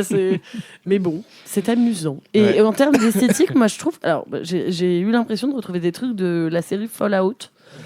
Qui est sorti l'année dernière, il me semble. C'est pas impossible parce qu'il y a beaucoup d'influences qui sont prises. Du jeu vidéo Fallout. On va faire les puristes. Mais oui, je vois les tenues de Vault, là, les tenues des abris. Oui, les abris. Le décor, un peu carton-pâte. Ouais. Oui, ça marche. Ça fait très rétro-futuriste si tu le replaces maintenant, ce genre d'œuvre, c'est à 100% là-dedans, quoi. Ouais, mais moi j'aime bien les petits robots là avec leurs petites pattes de robots. Oui, moi je vais te dire un truc, ça va te clouer le bec. Ah. Est-ce que vous êtes prêts? Parce que je pensais que quelqu'un allait le dire à un moment. Vas-y. Personne ne l'a dit. Et dans ces petits robots. Oui, il y a des gens. C'est des gens qui jettent. Oui, j'ai pas pensé à le dire, mais oui, c'est vrai, ils sont crédités dans le générique du film. Ils sont remerciés même. Et voilà, mais personne ne le dit et ça joue quand même beaucoup sur la mobilité, l'humanisation des robots aussi. Merci. Ouais, Lola, ce débat si quelqu'un peut nous payer un pied de micro, ce serait super. 80 €. C'est pas grand chose. Faites un effort.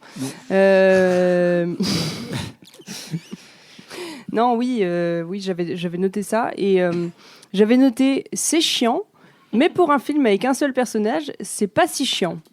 On en a vu des pires, c'est vrai, avec plusieurs personnages. Et super. C'est vrai que pris comme ça. Est-ce que finalement, à côté de Cube, c'est bon, je sais pas. Non, voilà. Et moi quand même, je tenais à dire notre pièce du puzzle. Je trouvais que le film était très beau. Enfin, vous avez parlé des décors, mais moi je le trouve vraiment très beau. Et je trouve que c'est forcément dû au talent de Douglas Trumbull. Mais Mais ça supporte très bien les outrages du temps. Oui. J'ai vraiment trouvé que le film est. Il y a un petit côté quand même- Blanche-Neige avec les petits Ouais. animaux dans la forêt. Space Clairement. Blanche-Neige, on va dire. Contrairement à d'autres films du puzzle Léo qui supportent moins bien les outrages du temps. C'est Comme vrai. quoi C'est vrai. Bah, je sais pas, Cube. Bon, 500 jours ensemble de nuit. Ah non, ça, c'est bien. Comment ça C'est avec Joseph Gordon-Levitt. Il Je- était pas au courant, le pauvre. Mais non, mais ouais. Mais tu vois, c'est pas si. Je trouve que t'es trop. Ouais, t'es arrivé en nous disant ouais, le film et tout, je sais et tout. C'est vrai que c'est chiant, mais moi je trouve ça. Non, ouais, mais je trouve que c'est en fait ça pas fait un si moment pire. qui m'intriguait. Moi, j'avais juste vu des Et puis moi, je captures l'avais jamais d'écran. vu. Hein. Ouais, non. Moi, j'avais vu des captures d'écran de la forêt avec les petits robots dedans, et je trouvais ça trop bien comme disposition, comme cadrage, comme image et tout. Je trouvais ça super cool. Ouais. Et pas déçu niveau visuel, c'est sûr. Par contre, oui, bon après voilà, la narration c'est une autre histoire quoi. Le générique avec les escargots aussi, très chouette. Ouais, ça c'est vachement bien. Ouais. Ça, j'ai bien aimé. Non, mais il y a des chouettes idées. En vrai, c'est un bon petit film de SF à voir, je pense. Oui. Oui. Faut avoir bien Non, et dormi. puis il est intéressant parce qu'il est pas connu. Faut Enfin, pas être fatigué. Oui. Ouais.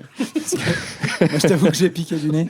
Mais en fait, ça se regarde très bien comme ça. Oui. C'est-à-dire que c'est pas un problème. T'as la musique, t'es bon, la nuit. Ouais, moi je faisais la vaisselle en même temps. La berceuse. Mais je te jure, j'ai regardé moitié allongé dans mon canapé. Non, moi je c'était- m'occupais de mes petites plantes en même temps. Voilà. Puis après, bon, il y a des gens qui sont venus les écraser avec leur buggy, mais bon, ça, c'est. Ouais. Voilà. Mais t'as vu, lui, avant la fin du monde, il est en train de rempoter. Bah ouais. Voilà. Ouais. Quand le monde s'effondre, rempoter. Mm. Peut-être que c'est ça qu'il faut faire maintenant. Et moi, C'est ça me ça. fait penser, je sais pas si vous connaissez l'album Plantasia. Non. Est-ce que c'est Je encore connais un Fantasia, mais. un nouveau film Non, c'est une œuvre musicale Ah, dont je vais vous retrouver l'année tout de suite, évidemment. Et en fait, c'est vraiment une sorte d'œuvre musicale avec des premiers synthés un peu. Ok. C'est en gros un truc pour fumer, quoi. Des Pour pétards en fumer. écoutant ça, quoi. Ah non, t'as pas le droit de faire l'apologie. des de la drogue. biddies Des biddies, ouais, voilà. Ou alors ouais. se relaxer simplement quand on a eu une grosse journée, non Mort Garson, c'est sorti en 1976. C'est vraiment un album de hippie très cool avec des petits bruits de plantes. Donc toi, Voilà. tu conseilles de regarder le film en écoutant ça. Ouais, il fait de Ouais. l'apologie de la drogue. Oui. Ce qui est interdit, hein, mais dans les Il a limites. dit fumer des pétards. Léo, tu t'es Loulou. laissé contaminer par la trentaine. Ça y est, t'es le seul à Ouais. pas l'avoir atteint. Et Bah ouais, mais je suis pourtant- entouré de trentenaires. Voilà, donc, voilà. Bah, même plus. Oui. Ouais, Brice, potentiel. c'est vrai, on est deux, Brice, c'est vrai. C'est vrai. Non. Ouais, non, mais toi, Brice, pour moi, t'as 50 ans en fait. Voilà. Et on adore les gens de 50 ans. Oui. Mais bon, sauf Brice, quoi. D'ailleurs, est-ce que tu nous mettrais pas de la musique au lieu de faire la gueule?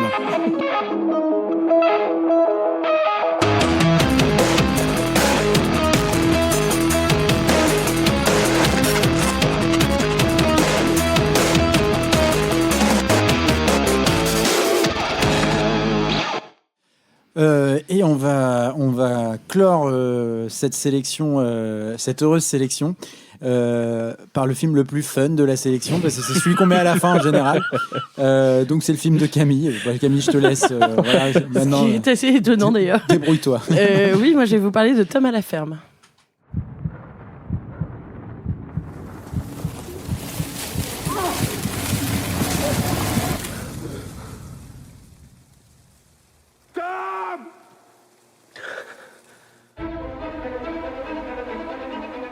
Notre ami, notre frère.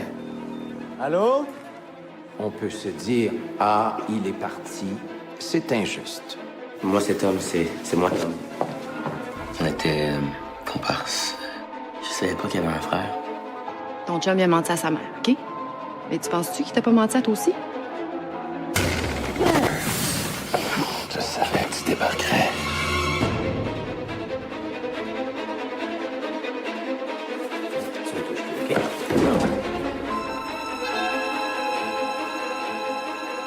Je pense que j'ai donné, là.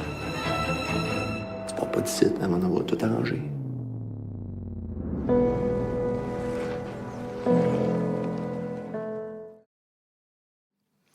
Mais c'est Hitchcock ou quoi? Oh Bah, là là. Presque. Presque. Oui, alors je tiens à signaler que ça y est, j'ai fait un grand bond dans le temps. Waouh, Je suis passée au 21e siècle. Bravo! J'ai des Bravo. Mais toujours avec des références de vieilles dames. Comme Xavier Dolan, ou Dolan, bon, on l'appellera Xav. Ouais. Comme Xav, qui effectivement a beau être quelqu'un de jeune, il récite quand même très bien ses tables de cinéphile, quoi. Et moi j'adore. Donc Tom à la ferme, ce film sorti en 2013, signé donc Xavier Dolan, qui avait à l'époque 24 ans, je crois à peu près. Oh là là. Ouais. Donc c'est son 4e long métrage et c'est surtout un film qui a été considéré longtemps comme un peu mineur dans sa filmo, parce que c'est un film qui intervient après sa trilogie de l'amour impossible composée par J'ai tué ma mère, Les amours imaginaires et surtout le magnifique Laurence Anyways. Et derrière ça, il décide de se lancer dans un tournage beaucoup plus court, beaucoup plus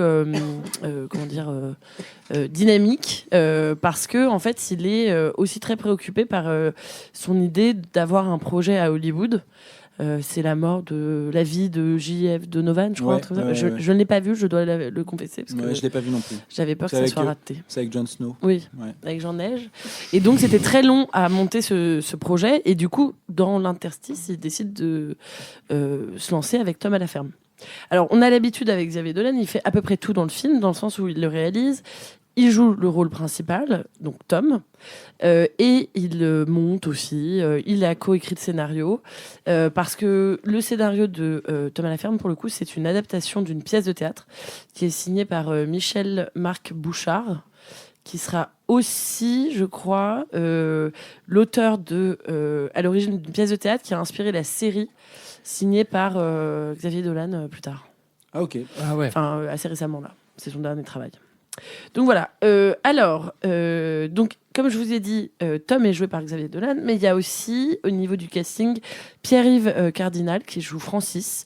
C'est l'acteur qu'on a vu dans Simple comme Sylvain, qui joue toujours donc des rôles un peu de beau gosse, mais avec un peu d'obscurité. Bon, là, il y en a clairement beaucoup. Ouais. Il y a aussi Lise Roy qui joue Agathe, donc la mère. Elle était, c'était le casting d'origine, l'actrice d'origine de la pièce de théâtre. Et enfin, Evelyne Brochu qui joue Sarah. Donc peu d'acteurs, un film pas très cher par rapport à Laurence Anyways et un tournage très rapide. Je vous fais un résumé. Alors, le film commence par un chagrin d'amour, genre avec la lettre d'amour déçue, les moulins de mon cœur a cappella en bande son et la mise au vert dans la campagne québécoise. Mais quelque chose ne tourne pas rond. Le héros semble ne pas connaître les lieux. Personne ne lui répond ou ne l'accueille quand il arrive dans une espèce de ferme. Donc on a juste 2 infos, c'est donc une ferme, avec le titre, on en déduit donc le personnage c'est Tom. Oui. Et deuxième info, les clés de la maison tombent du rocking chair. Ce qui fait que le personnage rentre dans la maison et Tom, bizarrement, décide de s'endormir dans la cuisine. Il est réveillé, bavant sur la table, par une femme, Agathe, donc une femme un peu plus âgée, la mère d'une personne. MERE, pas... le municipal. Oui. Tom se présente. Précise pour Léo. Se présente lui et il présente aussi ses condoléances. Et là, on commence à saisir la situation. En fait, ce qu'on prenait pour un chagrin d'amour plus classique est en fait un deuil. La ferme n'est donc pas la ferme de Tom, mais bien Tom à la ferme, celle qui appartient à la famille de son amour décédé. On est un peu dans une espèce le parallèle qu'on pourrait faire, c'est Miséricorde, dont on a parlé il n'y a pas très longtemps, de Guy Roddy. On est aussi vachement dans des situations qui sont chères à, par exemple, Lagarce. Oui. Que Dolan va adapter avec juste la fin du monde. En gros, c'est une histoire de fantôme et en même temps un drame familial. C'est un personnage qui arrive dans un endroit avec la présence suite au décès de quelqu'un et tous les enjeux qui en découlent. Donc Tom, il découvre aussi l'existence du frère de son amoureux, Francis. Et il va le rencontrer la nuit suivante parce qu'il va être réveillé très brutalement par lui, dans une espèce d'étreinte violente et en même temps très érotique. Et ça va être vraiment toute la tension entre les 2 personnages qui va traverser le film. Francis, donc il semble connaître la nature de la relation qui unit Tom au disparu et il lui demande de ne pas ébruiter l'affaire.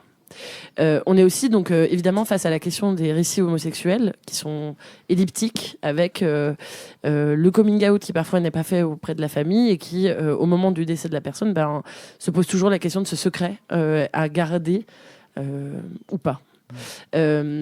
Donc Francis devient de plus en plus menaçant parce que il veut tout effacer en fait. Il veut effacer Tom, il veut effacer son frère, il veut évidemment effacer leur amour. Je pense que c'est à peu près tout ce que je peux dire en termes de résumé, parce que bon, sinon c'est trop dévoiler le film. Mais effectivement, là, Xavier Dolan, il se frotte au côté beaucoup plus cinéma, thriller horrifique.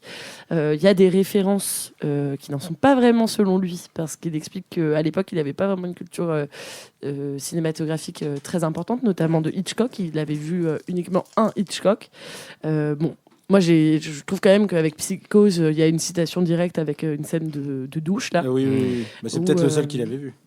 Ouais, je pense, mais en même temps, la course dans les herbes folles, là, ça fait aussi très, très Psychose. Enfin, très La mort aux trousses. La mort aux trousses, ça, oui. Il n'y a pas d'avion, mais ouais. Et puis, il y a beaucoup de vertigo aussi dans cette histoire. Donc voilà. Il dit, Xavier Dolan, moi, j'ai voulu faire un thriller sur la violence, sur l'intolérance. Sa seule référence qu'il cite, en tout cas dans les interviews, c'est Le silence des agneaux. Avec cette idée du désir qu'a le serial killer par rapport à sa victime, en gros, comme un objet de désir, etc. Parce que toute l'attention du film, c'est vraiment entre l'érotisme et la violence, entre la domination amoureuse et la domination tout court, parce qu'évidemment entre Tom et Francis, c'est pas uniquement des menaces, il y a d'autres choses qui se jouent, notamment dans le fait que Francis a la même voix, le même parfum, la même odeur donc que son frère disparu, et qu'en fait il y a chez Tom une espèce d'attirance folle vers Francis, mais qui n'est pas dédiée à Francis, mais qui est dédiée au personnage disparu. Voilà. Je sais pas trop. Enfin, j'ai pas envie de faire un monologue. Non, mais... Parce que moi, j'ai trop de trucs à dire sur ce film. Enfin, c'est un film que j'adore parce que je trouve que c'est un film qui pose la question aussi du deuil, évidemment, comme perte de l'objet amoureux. C'est-à-dire qu'en gros, quand on perd la personne qu'on aime, on se retrouve un peu tout seul avec cet amour. Et toute la question, c'est vers qui on peut rediriger cet amour. Est-ce que ce lien avec la personne disparue existe encore, ou est-ce que on se retrouve avec une espèce d'amour flottant et qui là peut se diriger vers des mauvaises personnes. Dans le cas de Tom, c'est un peu ce qui semble se jouer.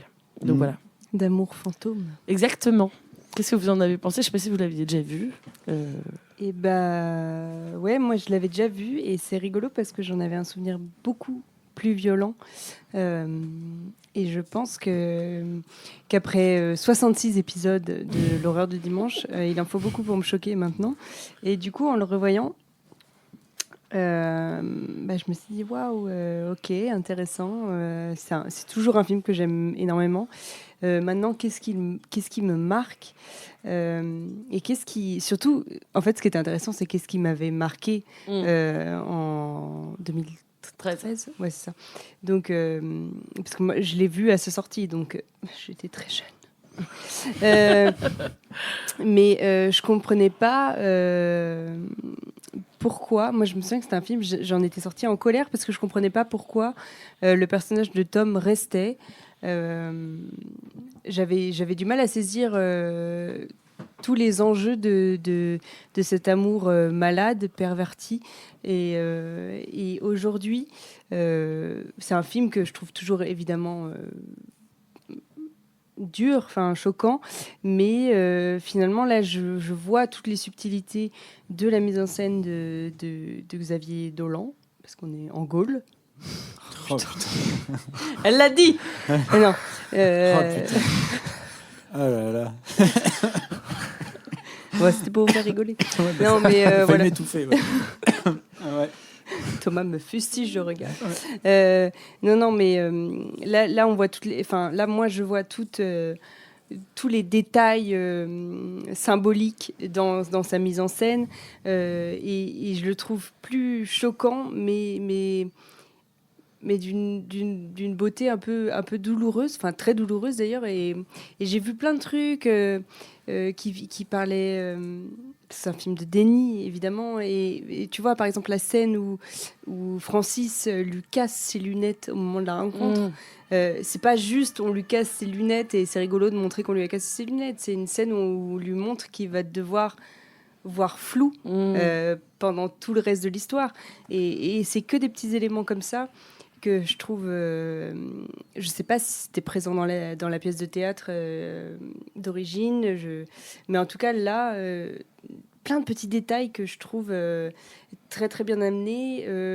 J'ai pas trouvé sur la question de l'incestuel, et je ne parle pas de l'incestueux, mais moi je me suis demandé si parce que c'est un climat très spécial qui est dans cette famille, je me suis demandé si l'amour de Tom n'avait pas lui-même été victime, en tout cas de violences incestueuses, parce que justement Francis veut cacher absolument cet amour entre Tom et son frère, et en même temps Tom réincarne son amour perdu. Donc il reprend la place de ce jeune homme de 25 ans qui est mort, et Francis a l'air de trouver ça, en tout cas, séduisant. Et il y a toute cette scène du tango entre ces deux hommes. Cette mère qui a une place un peu je sais pas, mais qui a une place étrange en tant que mère. En tout cas, ce père qui est mort il y a pas longtemps, qui est absent, ça fait...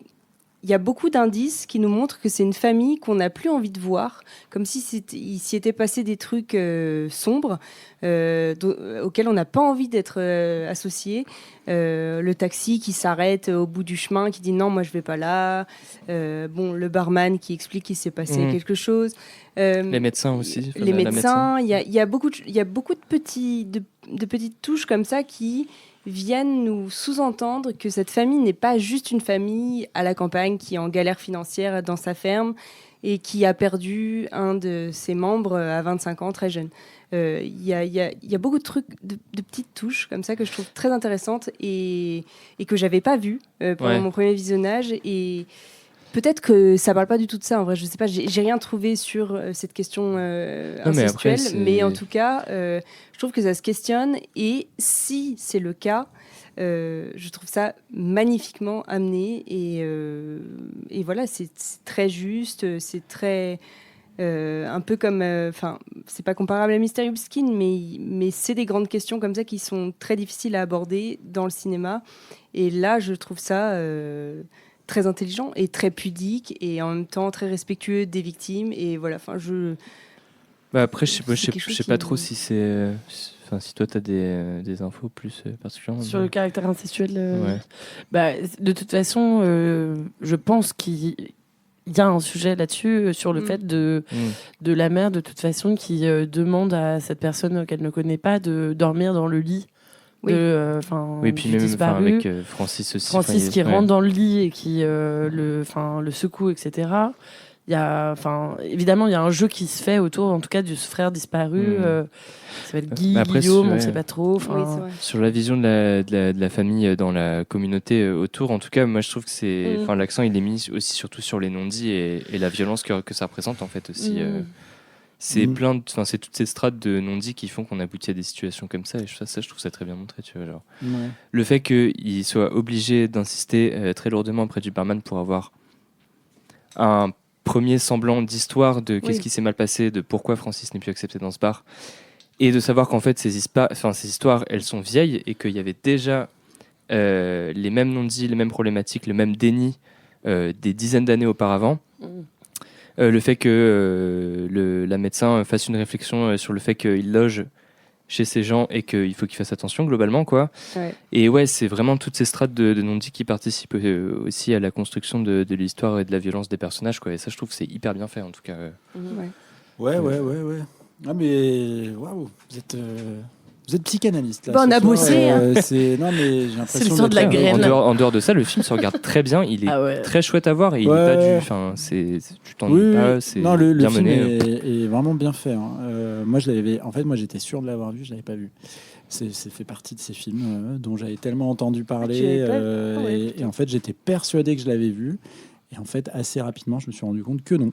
Mais j'en avais vu probablement des scènes ou des extraits, peut-être tout simplement la bande-annonce en fait. Oui, puis Et- cette teinture blonde. Voilà, Ouais. et le Et puis flow, Maïs. le flow de Xav qui est quand même Moi, j'aime bien, assez cool. Et qui joue très bien. Hein. Bah ouais. Voilà. L'acteur.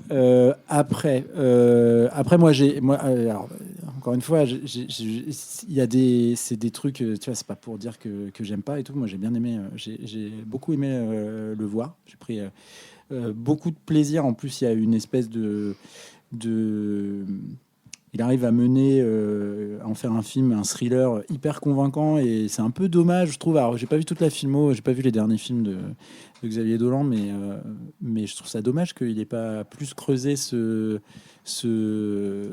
arc-là, quoi. Non, cet arc. Ouais, bon, vous avez compris. Mais voilà. Donc moi, j'adore le film, il y a aucun problème. Mais par contre, je lui trouve des défauts qui sont, je pense, peut-être liés. Je sais pas si c'est lié à la jeunesse, si c'est lié à une forme de. C'est marrant parce que c'est comme si c'était, tu vois, Xavier Dolan. J'ai toujours trouvé que c'était un gars qui était ultra mature dans sa manière de faire des films et tout, tu vois, et d'aborder des sujets compliqués et de le faire en n'oubliant pas de faire un film quand même derrière et tout. Mais il y a de temps en temps, j'ai l'impression qu'il y a des trucs comme ça qui... Et là, je trouve, moi, ce qui me gêne un peu dans Tom à la ferme quand je le regarde, c'est que je trouve qu'il y a des scènes qui sont très très bien. Il y a vraiment, tu vois, la scène du tango, il y a des scènes de dialogue qui sont hyper bien et tout. Et en fait, j'ai l'impression qu'il a du mal à se séparer du matériau de base qui est une pièce de théâtre pour le mettre à l'écran. Je trouve qu'il y a un peu un problème d'adaptation de temps en temps. Et ça se voit dans certaines situations qu'il veut absolument, tu vois, remettre dans son film. Et je pense notamment à une scène à une scène où ils sont tous les quatre avec Sarah qui est arrivée autour de la table. Et je trouve que c'est une scène de théâtre, en fait, presque filmée. Et en fait, ça fait un truc un peu bizarre avec le reste du film qui est quand même monté comme un thriller un peu Hitchcockien et tout. Et voilà. Et je trouve que de temps en temps, il y a une espèce de... J'ai l'impression qu'il a hyper envie de coller au texte, de coller à la pièce. Je l'ai pas vu, j'en sais rien, mais ça me crée cette impression-là. C'est-à-dire que même sans savoir que c'était adapté d'une pièce de théâtre en le regardant, je me suis dit, mais attends, enfin, tu vois, c'est une pièce de théâtre probablement ce truc-là. Donc voilà, c'est juste le petit truc moi qui me gêne et je trouve que ça, du coup, ça me casse un peu certaines scènes que je trouve par ailleurs très très bien, quoi, qui sont des points clés du film. La scène du tango que je trouve très très bien, mais la scène du dialogue à quatre autour de la table que je trouve hyper bien par ailleurs.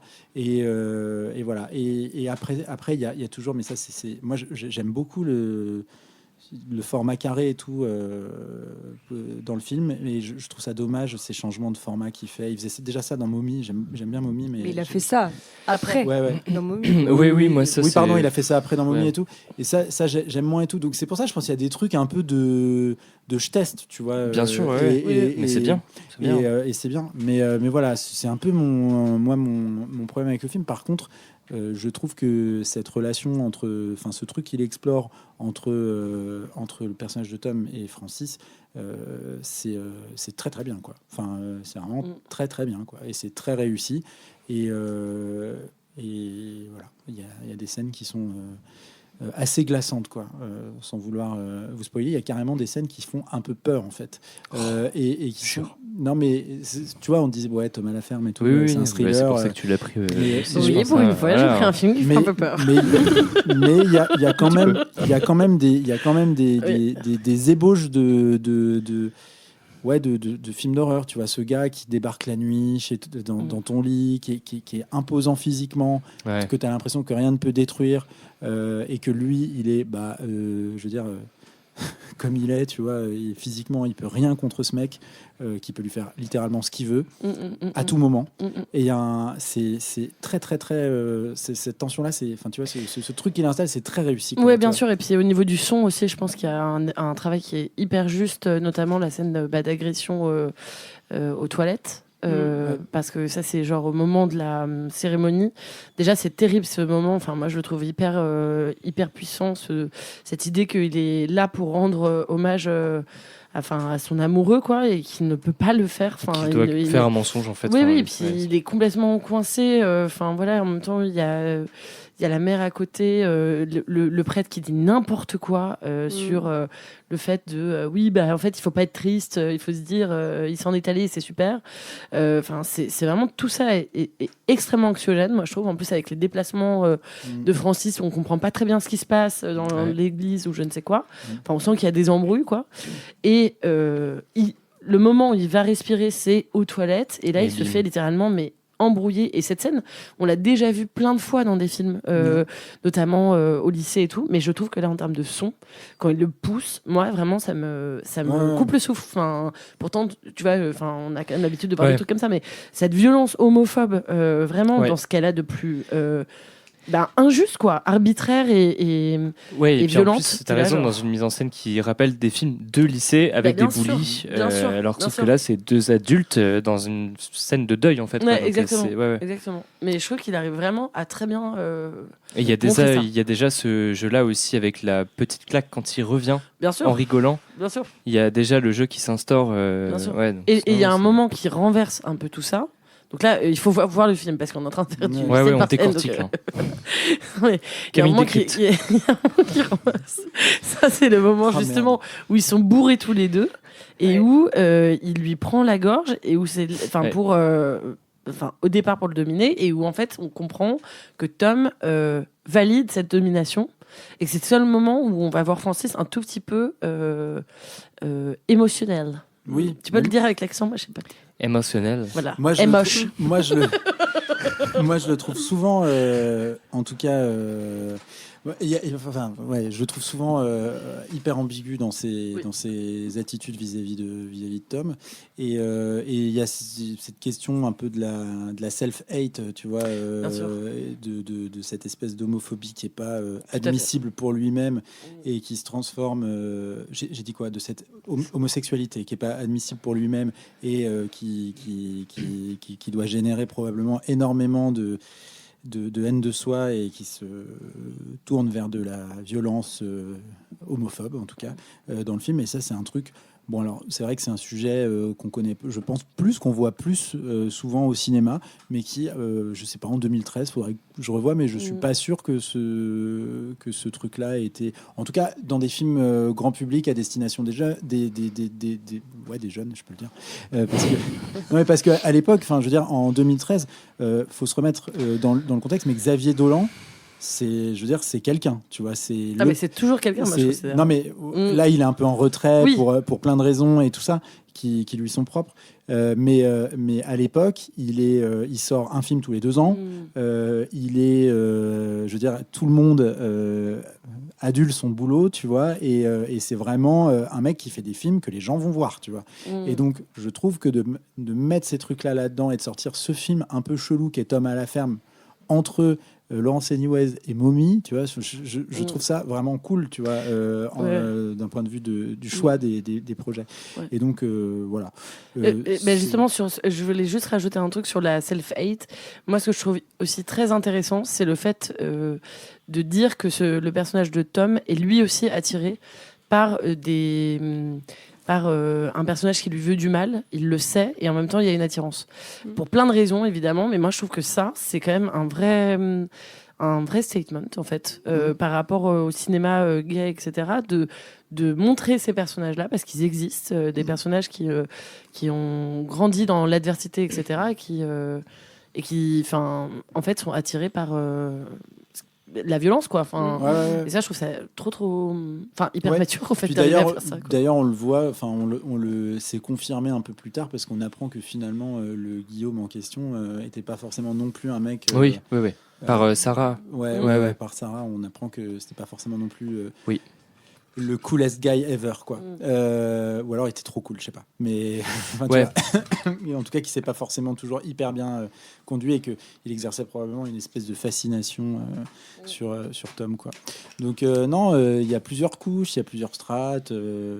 Enfin, c'est assez. Franchement, c'est très plaisant à voir, quoi, comme film. C'est voilà. Et puis il y a l'accent québécois avec des mots d'argot. Voilà, qu'on a adoré. Oui, ça se regarde avec les sous-titres. Ah ouais, Oui, vraiment. sinon Ouais. on comprend rien. C'est parce que au-delà de l'accent, en fait, bah oui, c'est l'accent est compréhensible, mais c'est juste que Ah c'est bah du pour toi, langage. oui. c'est du langage parlé très rapide, en fait. C'est juste qu'il parle vraiment très très vite à certains moments, avec de l'argot aussi de campagne aussi, je pense, quoi, tu vois. Donc Mais c'est- tous ces films sont sous-titrés. Hein. Bah ouais, oui, là je pense que c'est. Enfin, tu vois, tu mets même, je pense à un film qui est tourné dans le sud de la France, à des gens francophones, mais pas habitués à Ah, l'accent déjà, du c'est sud, chaud. c'est mort, tu vois. Enfin, c'est pareil, là, en gros. Mais... Ça sera peut-être un prochain thème. L'accent. Argot. Ouais. Hugolin. Hugolin. Accent. les accents et c'est là que le podcast dérape. À mon avis, c'est le dernier épisode. Aïe, aïe, aïe, aïe, aïe. Au moment où Michel Leb dit qu'il va soutenir Sarah Knafou à Paris. Enfin, bref. Ah oui, oui, oui. Oh, putain. oui. Eh oui. Voilà. Ah, écoute, hein. Ouais. Non, C'est- mais ouais, je sais pas, ouais. Moi, tu vois, ça m'a un peu pas réconcilié, mais en tout cas parce que j'étais pas fâché, mais en tout cas, je me suis mis à le réattendre en le voyant. Oh. Tu vois. Donc en voyant. Mais là, il travaille sur un nouveau Antoine projet. La Femme. Et je pense que Le prochain Spider-Man. le temps a aussi fait du bien parce qu'en espèce de contrarian débile, moi à l'époque j'étais c'est bon, il y en a marre, nanana, Xavier Dolan parti. En fait, c'est bon, quoi. Oui, Ok. et puis il faut le dire, on a quasiment le même âge. Non, mais Et moi, arrête. j'ai un Oui, c'est faux ça. mot Arrête. sur la vie de Xavier Moi- Dolan. Genre, moi, je pense que genre, je comprends pas. Moi, c'est ça qui me mettait le seum, en fait. Bah je oui. pense. Ouais. Toi, tu faisais quoi à Il est trop 19 Et ans là, à 24 ans, le gars, il fait ça, il joue dedans en plus. Enfin, c'est... Toi, Léo, Moi, toi, tu pétais dans des bouteilles en verre. donc, Ah, moi, je mangeais mes crottes de nez, ouais. On me bavait dessus. là. Super. Ouais. Moi, je me bavais dessus comme lui sur la table de la cuisine au début, mais tout le temps, tu vois. Ouais. Ouais. Moi, je regardais du StarCraft sur Twitch, alors, tu vois, pour te dire, on n'en est pas au même niveau. Hein. Moi, j'étais au CUD. Ah, Non, mais voilà, big up, c'est big grave, up, hein. hein. C'est bien, hein, c'est bien. Mais ouais. Bah, en Non, plus, il est abordable, je pense. Enfin, c'est vraiment un film qui se regarde bien. Mais en tous vrai de vrai. ces hein. films, ouais. Ouais. C'est pas des Ouais. films compliqués à regarder. Mais le côté théâtre, Ah. là, je pense qu'il rajoute un peu ce truc-là, un peu marrant du théâtre, de passer de situation en situation, Ouais, d'avoir ouais, comme ouais. des punchlines un peu, tu vois. Ouais, enfin, des ouais, trucs, mais je trouve que c'était. Alors, j'aime moins le film, mais je trouve que c'était mieux fait dans Juste la fin du monde, même si je l'aime moins. Moi, j'ai moins aimé Juste la fin du monde, j'avoue. Ouais, mais il y avait un truc je trouve, dans la maîtrise parce qu'il y avait des monologues intérieurs de Gaspard Ulliel et tout qui ponctuent le film, et c'était vraiment assez bien foutu de ce point de vue-là, mais j'aime beaucoup moins le film. Je préfère Tom à la ferme tous les jours, tu vois. Mais voilà, je trouve que j'aimerais bien qu'il fasse Tom à la ferme 2, voilà, avec des clowns. Voilà. Bon, c'est une idée comme ça. Ok. Silent Running. Xavier, si tu nous entends, voilà. Un film de clown tueur, ça lui irait trop bien, je sais pas pourquoi. Voilà. Mais au Québec. Ouais. Ah oui, Ah oui, ouais. absolument. Avec un Pennywise québécois, ce serait vraiment trop bien, quoi. Voilà, bon. Viens-tu flotter? Tu veux-tu flotter? Tu veux-tu flotter? Bon, allez, putain, j'espère que personne nous écoute au Québec, Non, voilà. sinon on doit être insupportable, je suis désolé. Non, mais hein. c'est bon, statistiquement, c'est très faible parce que déjà, On s'excuse. personne nous écoute, premièrement. Deuxièmement, au Québec, encore moins. Et troisièmement, à la fin du podcast, les gens en drop en général. Donc, Ouais, c'est vrai. tu peux lancer toutes les. Voilà. Oui, je voulais vous signaler que moi, je me suis tapé pour le film. J'ai essayé d'écouter un podcast qui dure 2h45 d'une bande de joyeux lurons qui s'appelle... Une bande de joyeux lurons. Camille. non, mais je dis ça parce qu'ils ont arrêté il y a un certain temps. Enfin, je sais pas pourquoi je dis ça, mais... et le titre du truc, c'est « On se beurre le casque », le titre du podcast. Donc voilà, j'ai écouté, ça dure 2h50. Non, j'ai écouté genre 1h40 et il parlait pas du tout du film. Et c'était censé parler du film. Ça s'appelait comme ça ouais. le nom de l'épisode. Donc Tom à la ferme. On se beurre le casque. Par On se beurre le casque. Alors je me suis dit, Qu'est-ce que ça veut dire, se beurrer le comprenez. casque? C'est je sais pas. Voilà, Bon, ça restera. Ouais.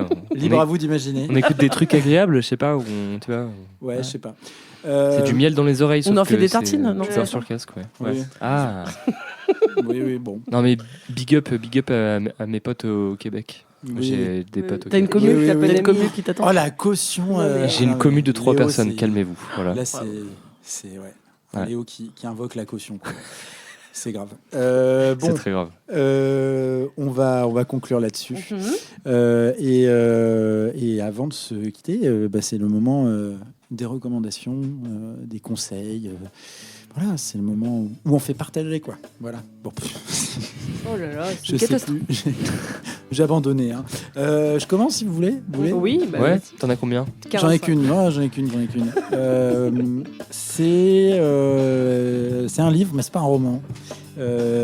Ça s'appelle Désir post-capitaliste de Mark Fisher. Ah là là. Voilà, donc c'est. Après, j'arrête de gonfler Lola avec ça.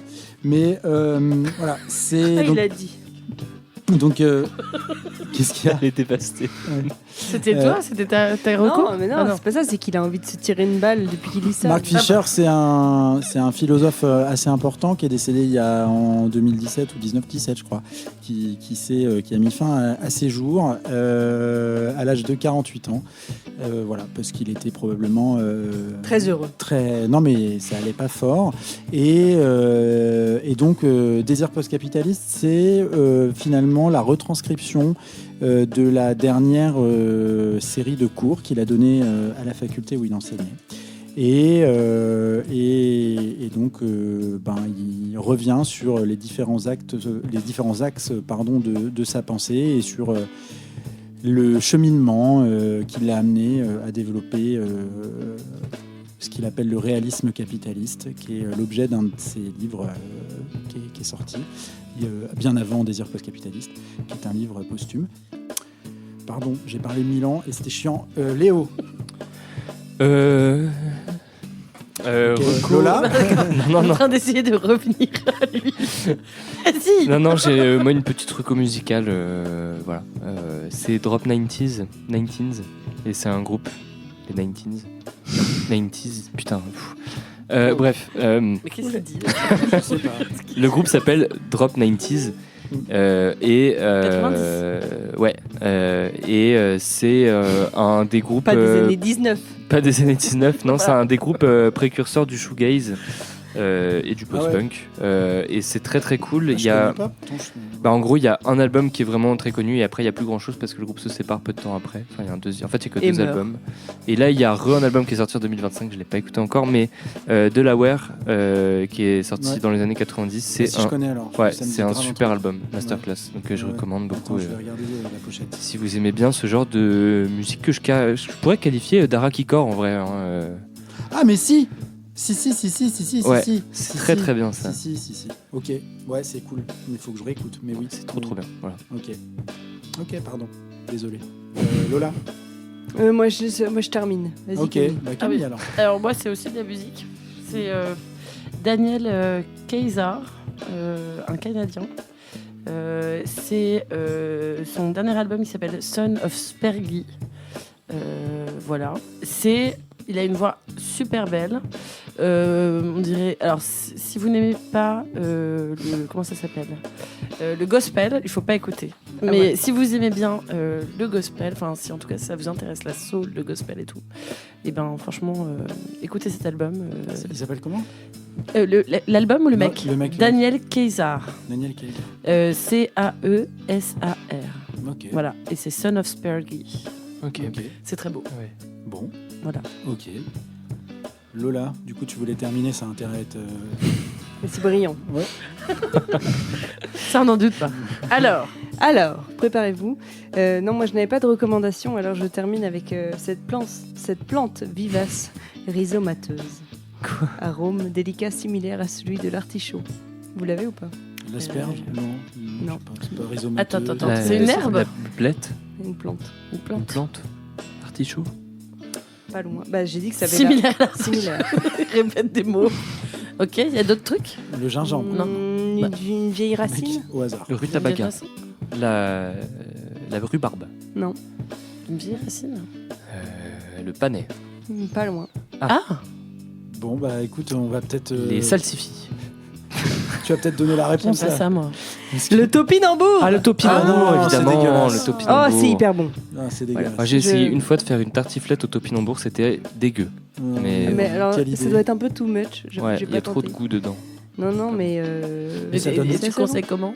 Et C'est mal au bidon. en mode légumes rôtis au four avec un peu d'huile Ah oui. d'olive. Voilà, c'est très très bon. Ouais, Ok. Thomas dit que ça fait péter par contre. Mais voilà. Oui. De fou. Ah ouais? Ah ouais, c'est l'enfer. Ah ouais? Mais il faut, en fait, La légende raconte que. non mais, Mais c'est comme des choux? non, mais en Non, fait c'est des petites racines. Moi, ça m'a vraiment fait mal au bide pendant 2 jours. Mais c'est parce que en fait, il faut. Faut les cuire. Je crois. Non, mais si tu tapes, parce qu'à l'époque, je m'étais renseigné. Si tu tapes topinambour, mal au bide ou n'importe quelle horreur, scato Gros derrière. prout. Voilà. Tu Il y a t'as- tout ce qu'il faut pas faire. Ça, c'est pas une reco, Ah, par ça, exemple. T'as des milliards d'articles et tout qui t'expliquent comment le faire cuire pour éviter ça, quoi. Voilà, parce qu'il y a, je sais pas, il y a un truc, une espèce de sucre qui est pas digéré. Enfin bref, je sais pas. Enfin, bon. Moi, plus jamais. Ça fait hein. péter, quoi. Plus jamais. Et c'est le médecin de l'équipe qui dit ça. Ouais. Bon alors reco avec un warning de Thomas quand même. Attention à bien le faire cuire. Ouais. Ouais, bah, Attention. non mais renseignez-vous, ne vivez Ouais, ouais. pas, Ce qu'il ne a vivez vécu. pas dangereusement, quoi. C'est tout ce que je vais vous dire, quoi. Voilà. Protégez-vous des topinambours. Ouais. Non, mais, Vraiment, en plus, c'est une reco qui va vraiment avec le thème. qu'est-ce Bien qu'on, sûr. Même si c'est pas fruits et légumes. oui, c'est, qu'est-ce Tout à qu'on, fait. qu'est-ce qu'on est devenu. Ouais. Bon, eh ben écoutez, moi j'ai fait chier avec un Fischer, elle est là, elle parle des topinambours. Donc, Ça va, toi? il va falloir que ça se termine. Et donc, voilà, c'est maintenant, c'est la fin. Vous pouvez arrêter, mais mettez un cœur, voilà. Ou Non, un- des étoiles. des étoiles. ouais. Oui, c'est Bah, des les étoiles. cœurs, Mais un bien cœur sûr. sur Insta si vous voulez. aussi. Oui. Voilà, merci de nous écouter et on vous dit à dans 2 semaines. Ouais. Des Merci bisous. pour tous Ciao, vos messages, ciao. des bisous. Ciao. Ciao.